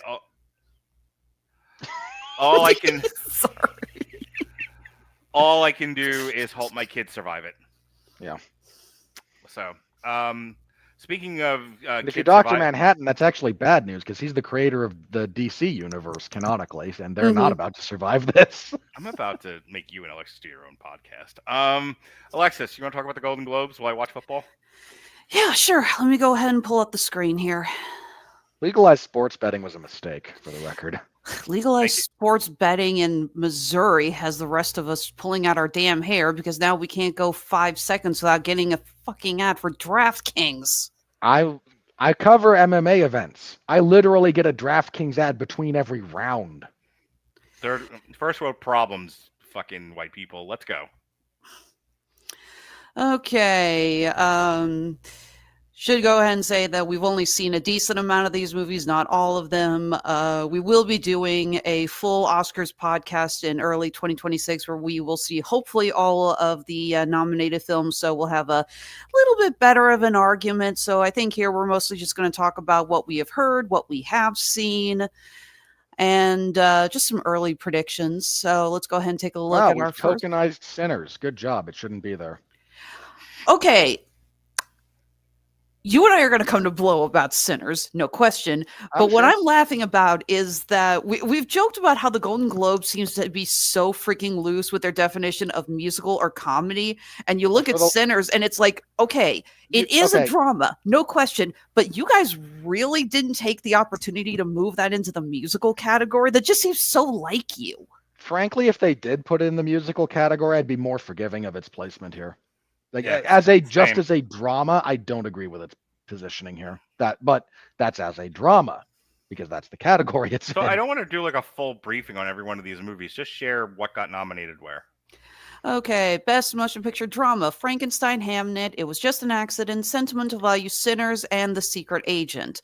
My hunch is Hamnet. That's the one that's getting all the buzz. Yeah, and it is.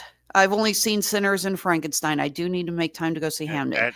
At least this year, we don't have a Best Picture nominee about a stripper. Well, yet. Give it a second. Okay. Begonia. Best Motion Picture Musical or Comedy: Blue Moon, Begonia, Marty Supreme, No Other Choice, Novelle Vague, and One Battle After Another. I've never even heard of No Other Choice. If I one don't battle understand- after another wins, they should be burned at the stake. I don't understand how that passes for a comedy. I don't either. I do because I'm laughing at everyone involved with it, thinking they're being serious, but that's me and meta humor. This is probably Begonia for the record. If it's not Begonia, it will be One Battle After Another because current thing.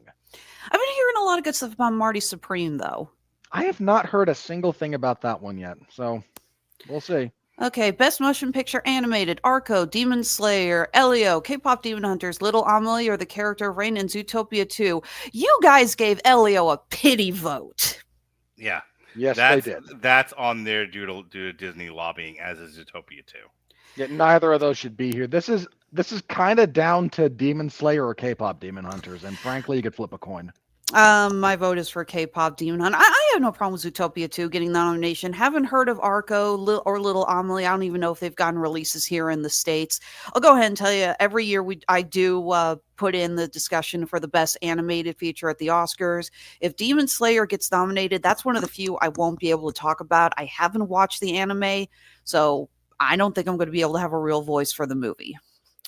Non-picture or best motion picture non-English language. Sorry, it was just an accident. No, that's why I haven't seen No Other Choice. It's South Korean. Sentimental Value. Robert, how do you pronounce that? What's it?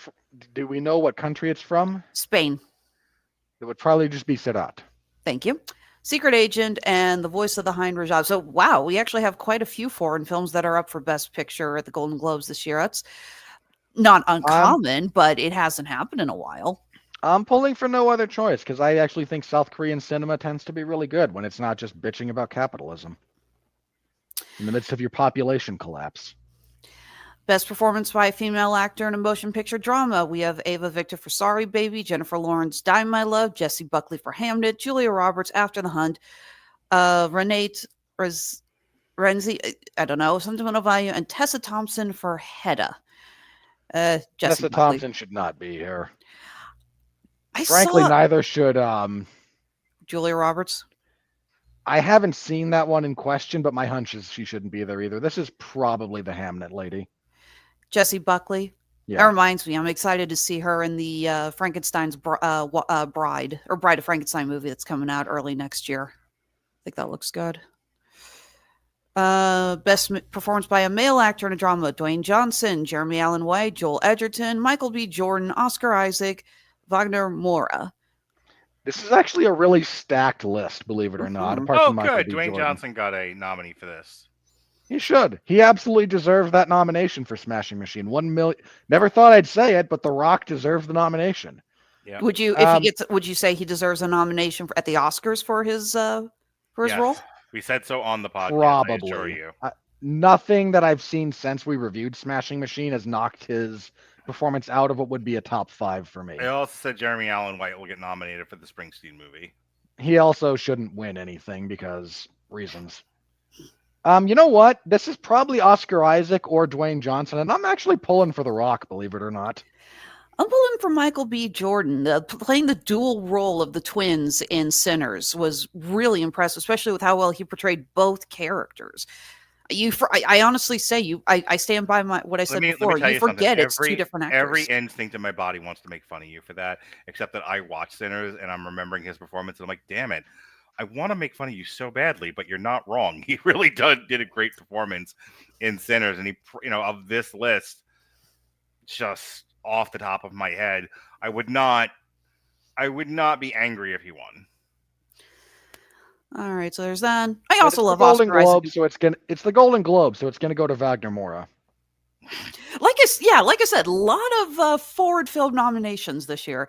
Best performance by a female actor in a motion picture, musical, or comedy. Amanda Seyfried, whatever. The Testament of Anne Lee, Chase Infinity, One Battle After Another, Cynthia Erivo, Wicked for Good, Emma Stone, Begonia, Kate Hudson, Song Sung Blue, and Rose Byrne, If I Had Legs, I'd Kick You. I have heard amazing things about Rose Byrne's performance in that. Yeah. I've heard great things about what I've seen some clips from Rose Byrne. This is her or Emma Stone in all probability, and Chase Infinity shouldn't be nominated. I'm getting, okay, I wrote jokes about Pedro Pascal burnout. I'm getting Emma Stone in a Yorgos Lanthimos film, Burnout. Yeah, she is his Robert De Niro if he were Scorsese. Like, That she's is in a all of his weird stuff. hill to die on, Alexis. It's Like, just, it's this just isn't even me being like picking at you. Like, you have to be the only person on earth who's sick of Yorgos Lanthimos and Emma Stone doing movies together. No, she's not. Thank you. She's not the only one. I understand what's going on there. Look, it's not a case of I'm sick of it. It's a case of, oh, look, Emma Stone's nominated for a Yorgos Lanthimos film again. Must be a day that ends in Y. Exactly. Well, in defense of that, she signed a fucking multi-picture deal with him. She's going to come up once or twice, and she's a talented actress. You boo, boo, talented people getting things they deserve. Boo. No, she is an amazing, At what talented point actress. did I object to her nomination? I didn't say I objected to it. I haven't seen Begonia yet. It's just, I don't know. It's just kind of funny that she keeps getting nominated and waiting for it. It's just like, I don't know. It's the repetition of it's like every year there's it's an Emma Stone in a Yorgos Lanthimos film, and every year she's getting nominated. I'm sorry. I can't help but laugh at that.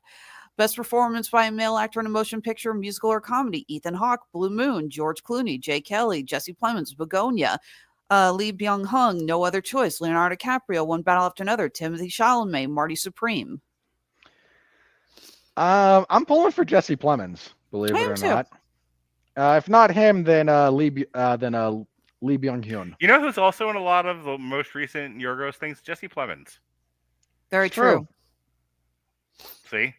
You guys are racist against Emma Stone. At what did he get nominated for any of the other stuff? No. For like 4 Jesse years in a Plemons row? First of all, you guys are fucking pissing and moaning about a lot. You know how much shit Jesse Plemons has been nominated for the past 5 years? Everything. He's nominated for everything, including Best Female Performance. He's everywhere. Jesse Plemons never stops. Mark, look at me. Yes. Emma Stone does not know you exist and will never have sex with you. Stop defending her. Zing. For the record, Jesse Plemons getting nominated, actually, his most recent nomination was not a Yorgos Lanthimos film. It was, what was that gay cowboy movie with Benedict Cumberbatch? Power of the Dog or something like that. Yeah, Hey, Ronnie- that was Ronnie the one. and I he got- reviewed that. I tried to watch it. What did I you- couldn't get through it. There's no way Ronnie got through that movie. Ronnie watched the whole damn thing, How and that- drugged was he? and that's why he just dropped out of the group chat. No, I'm just kidding. You laughing? Okay. You dropped out of it too. Best performance by a female actor in any supporting role in motion picture: Amy Madigan for Weapons, Ariana Grande, Wicked for Good, Elle Fanning, Sentimental Value, Emily Blunt, Smashing Machine, Inga Ib's daughter Leah, Sentimental Value, Tiana Taylor, One Battle After Another. I am Speaking so of who should thrilled. not be here, Tiana Taylor. No argument, but I'm just saying, I am so thrilled to see Amy Madigan get nominated for Weapons. I think Emily Blunt wins this, but I'm with you on Amy Madigan deserving the nom. Mm-hmm. She was incredible as Aunt Gladys. Truly a haunting performance. Best performance by a male actor in a supporting role in any motion picture: Adam Sandler, Jay Kelly, Benicio del Toro, One Battle After Another, Jacob Elordi, Frankenstein, Paul Mescal, Hamnet, Sean Penn, One Battle After Another, Stellan Skarsgård, Sentimental Value. If there is a God, it goes to Jacob Elordi. It's Jacob Elordi or Paul Mescal. This is a 2-horse race. The others are here as courtesies. They're filling out the field. It's just those two. Yeah, sorry, Adam Sandler. No. Best Director, Motion Picture: Chloe Zhao, Hamnet, Guillermo del Toro, Frankenstein, Jafar Panahi, It Was Just an Accident, Joaquin Trier, Sentimental Value, Paul Thomas Anderson, One Battle After Another, Ryan Coogler, Sinners. I'm putting in my vote right now. I want it between del Toro and Coogler. You know, This is between- all of you guys and your terrible takes. The actual worst nomination of any of this is all of the nominations going, and any nomination going to anyone involved with One Battle After Another. That is just a fucking wank fest and a Ponzi scheme that people are falling for left and right. It is the worst. I'm okay with Del Toro getting a supporting actor nomination. That's it. Everything else about it, I agree with you completely. I mean, but it's one of those things where it's such a virtue signaling. The movie itself is not so much virtue signaling as it is people's liking of it. Like, I can't take anyone seriously that actually thought that was a good movie. Then it's one of those things where, like you were saying about Five Nights at Freddy, you just so badly want this movie to be good. You're saying it's good despite any actual discernible opinion. You have people who are just so default with no true like thinking about how the world works, default left, default liberal, default lefty, whatever, who just so badly want that movie to be good because it looks like something they identify with. And it makes me fucking crazy because for the same reason you shouldn't create fake emergencies because it takes away from like real ones, you should not celebrate a bad movie just because it might mildly look like something you would identify with politically. It's the worst. I fucking hate it. Hey, you and I dog walked that movie together, man. I'm with Yep. you 1,000,000%. Say no argument here. For me, this is between Del Toro and Zhao. All right. Best screenplay, motion picture. For Hamnet, It Was Just an Accident, Sentimental Value, One Battle After Another, Marty Supreme, and Sinners. This should go to Hamnet, I think. Probably. It's the actual best written of the ones that I've seen. Haven't seen it yet. So my vote is with Sinners. I retain the rights to move to Hamnet once I finally see it. I haven't seen Marty Supreme either. That's the other one that I think might get there. Best original score, Frankenstein, F1, One Battle After Another, Serat, Sinners, and Hamnet. This should probably go to F1. I say go to Sinners. I'm sorry, I will die on the hill of the music in Sinners deserving all the awards, except maybe for Best Original Song, and we'll come to that in a second. Here's my one token agreement for the podcast with Alexis. I agree with Alexis. The music in Sinners is phenomenal. Again, my counter argument is just that the score for F1 is actually just this wonderful heartbeat to the entire movie. So the music is an important component of the story of Sinners, but if we're talking just like the actual like score, how much of what you're saying though is you don't particularly enjoy that style of music?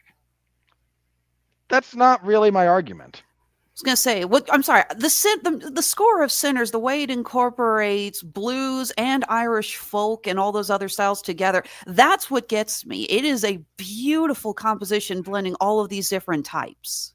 I'm not arguing its position here. I'm asking. My argument is, what is the best movie score? It is the music that goes best with the movie, not the stuff that I'm best inclined to listen to on any given Tuesday. Whoa. That's an even worse argument then, because if you're saying what's the music that goes best with the movie, it's far and away Sinners. Agreed.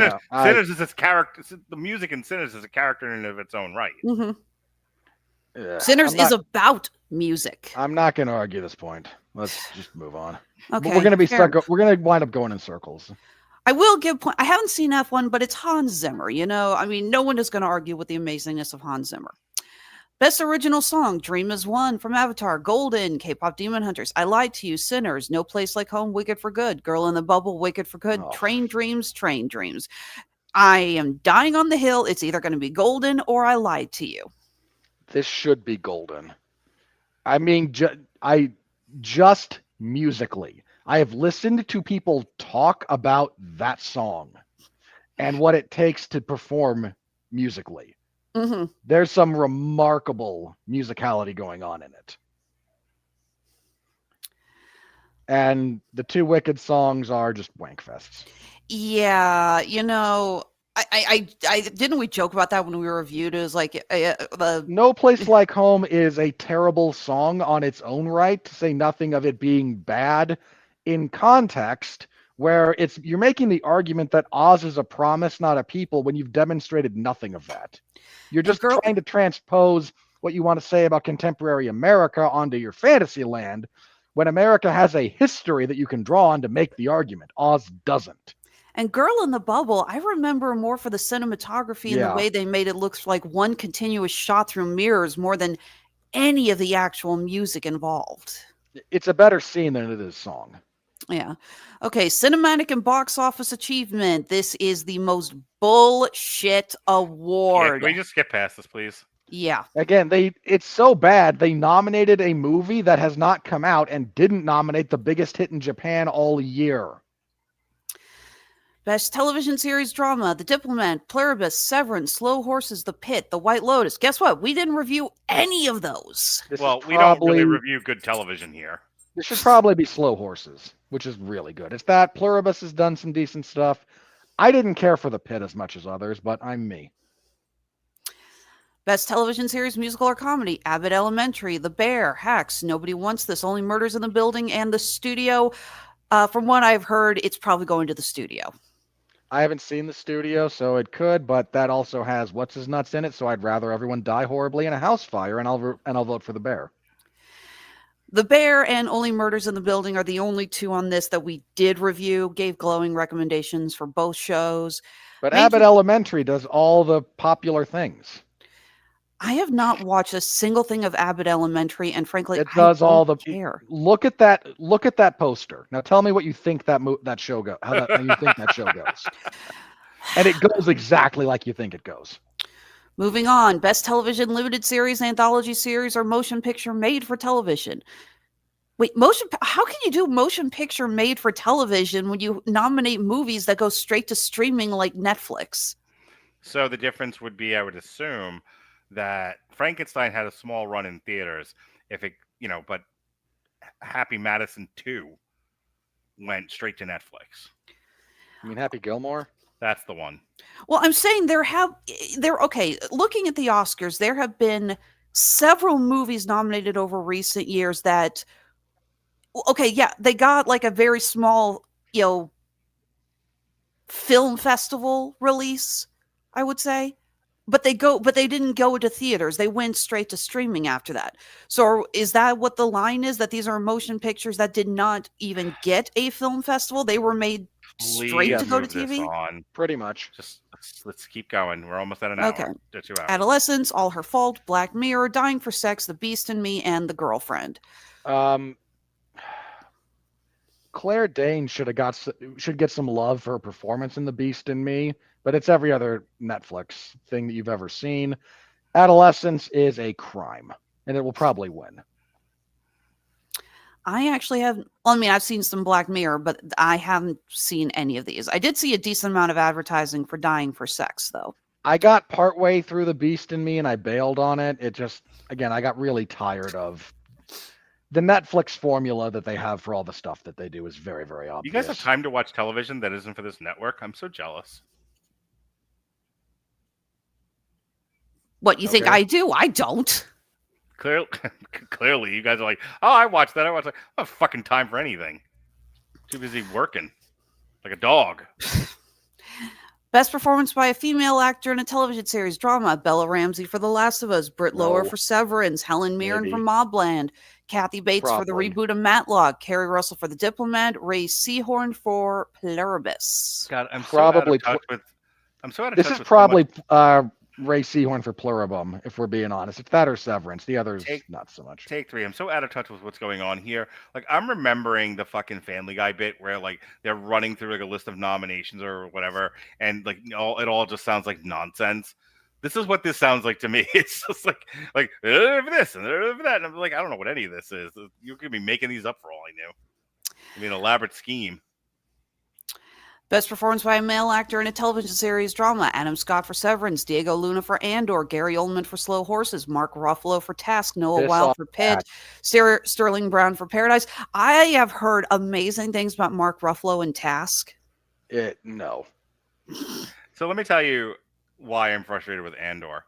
I did a whole TikTok on our Wicked for Good review, and I said this is the problem with prequels, which I realize that Wicked's not strictly, Wicked for Good, especially, is not strictly a prequel, and really neither is the entirety of Wicked, as we said. It's they treat the MGM Wizard of Oz as folklore, but I said through the entire thing, when it basically acts as a prequel because you're having to jury rig all of the stuff from the Wizard of Oz into this in a way that didn't feel organic or natural. That was the point. That was the whole point of the TikTok. Can I tell you how many fucking, and I brought up Solo. And can I tell you how many fucking people I had commenting on this going, well, what about Andor? I didn't say Andor was an emblematic of the problem that I'm addressing. Well, it's like not complicated. Well, Jesus fucking Christ. It's like if there's one outlier, your whole argument is undercut according to the nits on TikTok. Drives me nuts. So this should probably go to Gary Oldman. Just being honest. Hang on, checking. Like I said, Gary Oldman probably, but again, I've heard a lot of good stuff from Mark Ruffalo. We did review Andor, remember the Gorman Massacre, folks. Andor's actually a good show. Yeah, Who'd have it thought? is. It's a slow burn and it takes a while to get started, but you really take a lot from it. Not to mention, and again, we talked about this on the show. The parallels that you see to both history and our current state of affairs is worth discussing. Okay, best performance by a female actor in a television series, musical or comedy. Io Edeberry, The Bear, Jean Smart Hacks, Jenna Ortega, Wednesday, Kristen Bell, Nobody Wants This, Natasha Lyonne, Poker Face, Selena Gomez, Only Murders in the Building. Sorry, Jane Ortega does not deserve to be there. I was gonna say, that seems like a pity nomination. It really does. Well, so does Selena Gomez. I'm sorry, she's good in Only Murders in the Building, but you look at the rest of these and go, no. The question is more like, who would you put in her place?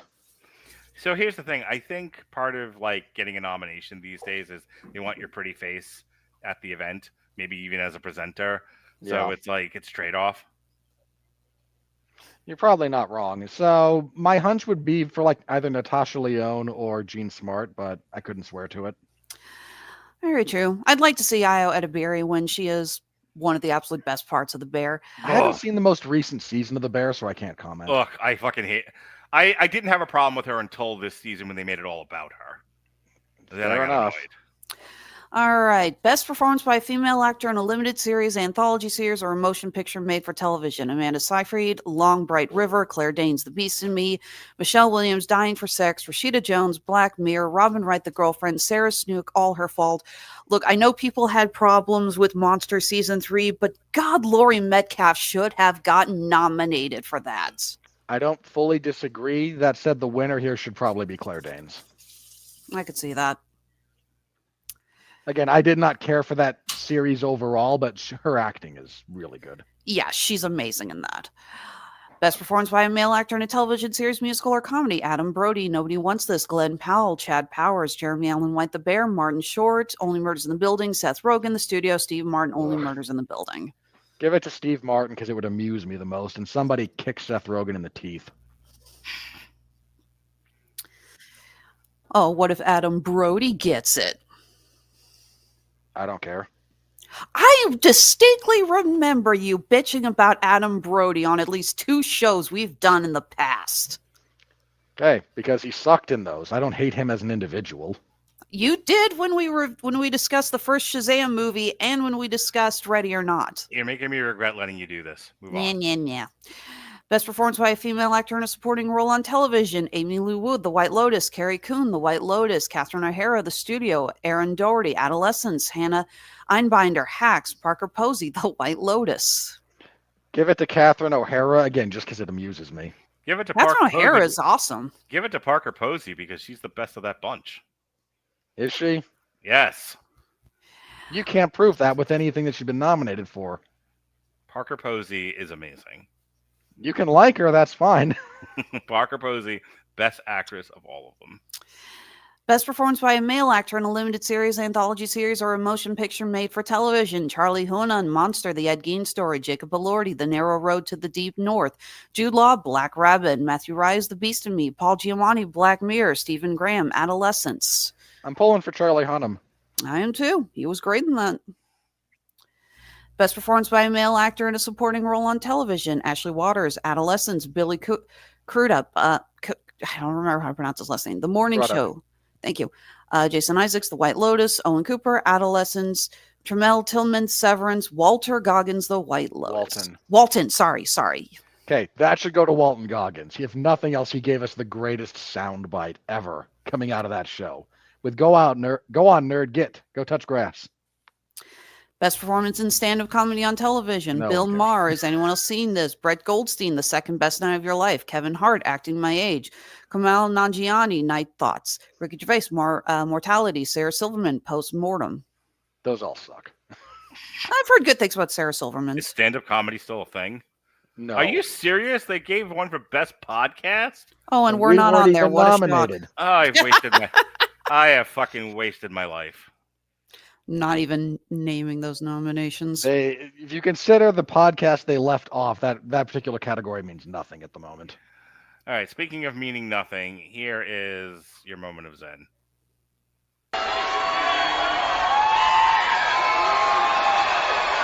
Are you ready? No! I said, are you ready? No, God! No, God, please, no! No! No! No! Real talk, Robert. How many times in the past 15 years have you wanted to quit the podcast? Because I'm telling you, I'm looking at this, and I don't think I want to do this anymore. You know, that particular impulse has never actually crossed my mind. I've had my frustrations, don't get me wrong, but I've never gotten to the point where it's like, you know what? I really don't want to sit down with my friend and talk for 2 hours on a Monday Oh, no, night I always about a want to sit movie. down with you and talk. I don't know if I want to do this anymore. I mean, look, I don't want to do Five Nights at Freddy's 3. I mean, Jesus Christ. Look at the fucking scores on this. So for those of you listening, we I'm have doing it. Okay. 15% on the tomato meter for all critics. Verified audience is 87%. All audiences is 88%. You have the people you have to understand how the audience score generally goes on Rotten Tomatoes. You have a bunch of people who self-select into writing reviews. And in this case, it's a bunch of people who Five Nights at Freddy's. I don't care if there's toenails and hair coming out of the drain. It's got the thing, and I can point at it, so I'll eat it down and say it was great. Yep, you get the fucking movie industry you deserve, people. I have no pity for you. Nothing but contempt. Critics consensus: a step down from an already clunky original. Five Nights at Freddy's 2 goes through the motions with all the grace of a malfunctioning animatronic. Wah wah wah wah. Womp, womp, womp. All right. Oh, they changed like the whole font. They changed the and everything on here. graphics. Good grief. Well, this is unreadable. Abby Bernstein of Assignment X. A sequel that improves on the original and sets up a third. Thank you. No, I got that from the Wikipedia page. Just because it sets up the third is not, worth cheering over. Yeah, no, you are not getting invited to parties. Jeffrey Jeffrey Harris. Harris. Sorry, I got excited. Jeffrey. Whole podcast. Jeffrey Harris, 401mania.com. Five Nights at Freddy's 2 goes heavy on the jump scares, but falls short in producing genuine frights. All right, That's Jeff. a very kind way to say that, Jeff. That's literally what I said in much nicer words. Survive another damn you, Hollywood, but we'll get you, my precious. We'll get you. Binge and Purge, New York Magazine, Vulture.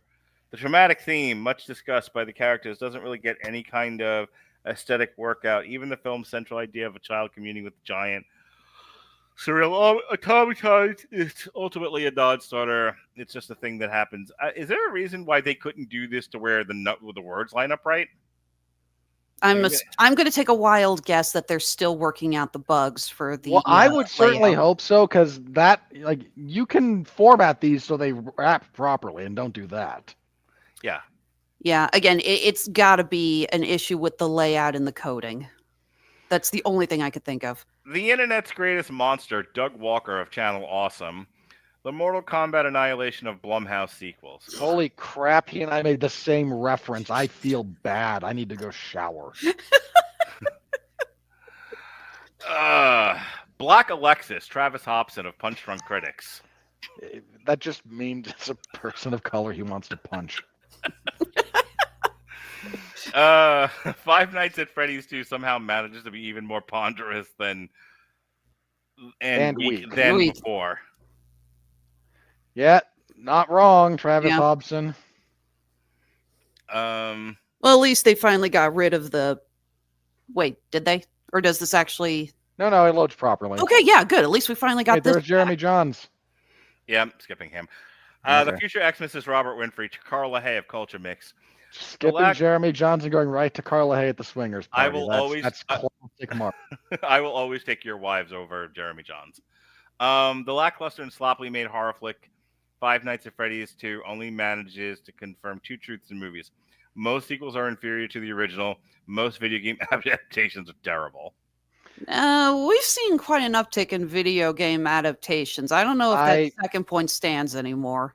If you mean most to be a simple majority, I think it is still technically true, but that number's shifting. Because most does imply, again, at least a simple majority. If you want to say a large plurality are not good, yes. Eden Kelly of Collider.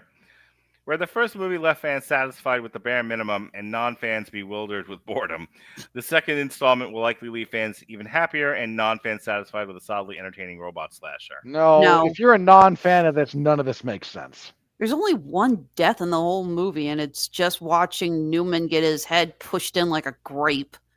Sort of. It's implied. Why do you hate Wayne Knight, you psycho? What? Who? I don't hate it, Wayne Knight. Who's what? The whole podcast. Yes, I got to see him kill Wayne Knight. I said Wayne Knight deserves better. Okay. He dies well on screen. What do you want me to say? Okay. Well, folks. What's your attachment to Wayne Knight? We're out here lobbying on his behalf. This has all been terrible. He called you a taxi one time or something? Are you still on with it? I'm desperately trying to end this. Just like we were trying to end Wayne Knight.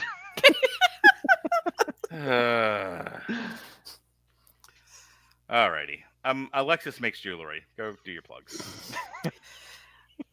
Yes, Honeysuckle Rose Creations, where fashion meets fandom at the intersection of geek and chic. We're still in the middle of our charity drive for the holidays. Every order that is placed by Christmas Eve, for everyone that's placed on either Etsy or handmade at Amazon, we will be donating $5 to St. Jude's Children's Hospital. We're already well over $500 for donation. I am so excited.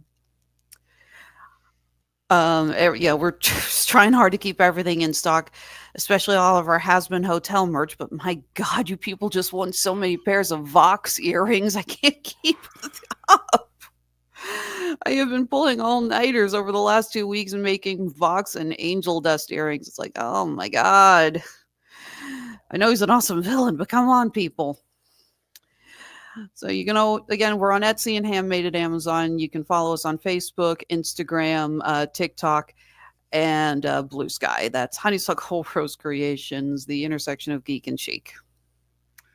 All right. Yesterday, Jesse and I had a marvelous podcast, simply marvelous. We talked about Grant Morrison, specifically Happy, which we'll be reviewing the show next year. That was an odd show. I want to watch it because Patton Oswalt does the voice of Happy the Horse, so I'm interested. So we looked at Happy, we looked at Joe the Barbarian, and then if you think I was negative tonight, you should have heard me last night about Nameless. Ooh, boy. What a terrible comic. But this Wednesday, Dorian bullied me into rescheduling last week's show that got missed, the David Fincher focus on Seven, Zodiac, and The Killer. So David Fincher basically going, but please don't blame me. I absolve myself of all the terrible things I've done. And then Thursday, Kat wanted us to do a triple feature of trauma movies, one of which she's in. So it's like a documentary, I guess, about the stabbing claws or stabby claws, whatever the fuck it's called, series. So we've got Christmas Chaos, Romeo and Juliet, and a movie that is really a family affair, and you should watch it with your children, Frankenhooker. So that'll be this Thursday. Last week, myself and Evan Bevins did a comic strip. We did Polar, which is the Mads Mikkelsen movie that was adapted from a Victor Santos comic. It Came from the Cold. So that's what's going on with me. What's going on with you, Robert?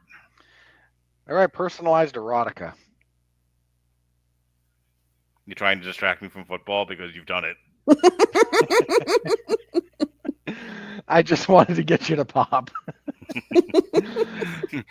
I am deeply aroused. Please continue. You get the discount, Mark. No, wonderful. Hang on, $20. we had a comment here from YouTube.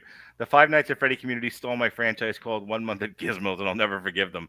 Scott Cawthon is a failure to the community and is toxic as fuck. Well, thank you, Jeremy. Please You're continue not entirely wrong about the community aspect of that sentiment. Okay, on a more serious note, now that I'm not trying to poke Mark's random buttons.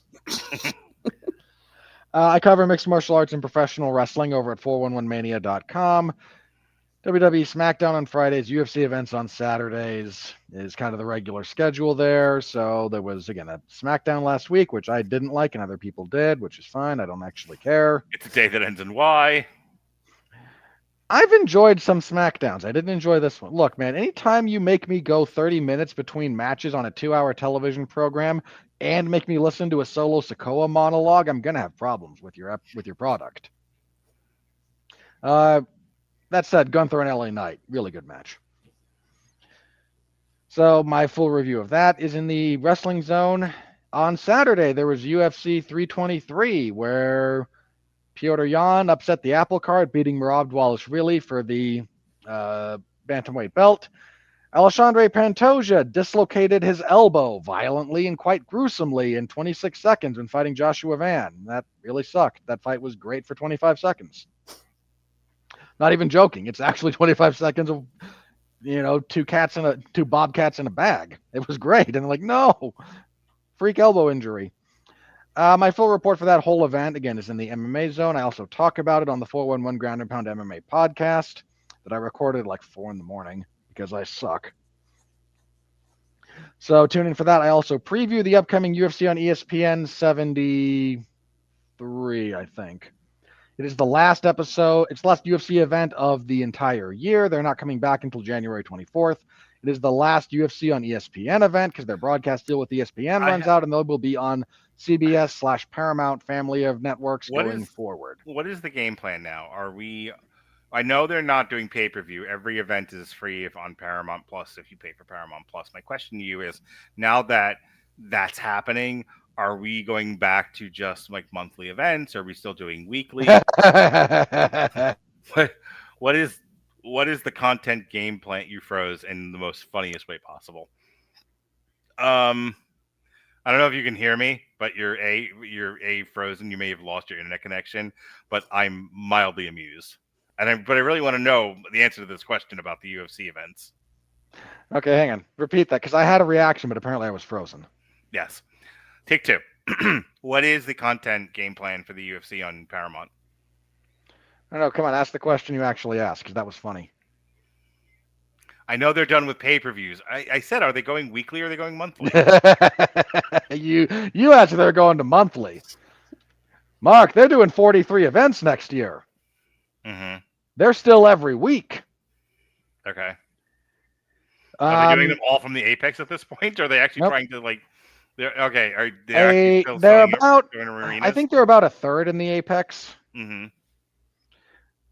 So numbered more or less event. still keeping the format. Oh yeah, nothing's changing about their schedule. Okay. They're gonna do. They are contracted for 13 numbered events a year. So they have to put 13 halfway decent cards together. Allegedly. But again, they're not actually selling pay-per-views, so who knows? And then there's a bunch, there's a bunch of, again, kind of the weekly fight nights that are going to continue. And Paramount Plus is also where they're going to be hosting the other UFC slop content, like Dana White's Contender Series, where people fight for the right to fight for a 12-12 deal in front of their billionaire overlords, and The Ultimate Fighter, which no one watches. Wonderful. Well, speaking of nobody watches, that's the end of Damn You Hollywood. For Alexis Hana, for Robert Winfrey, I am watching the weirdest game of football ever. Be well, be safe, and behave.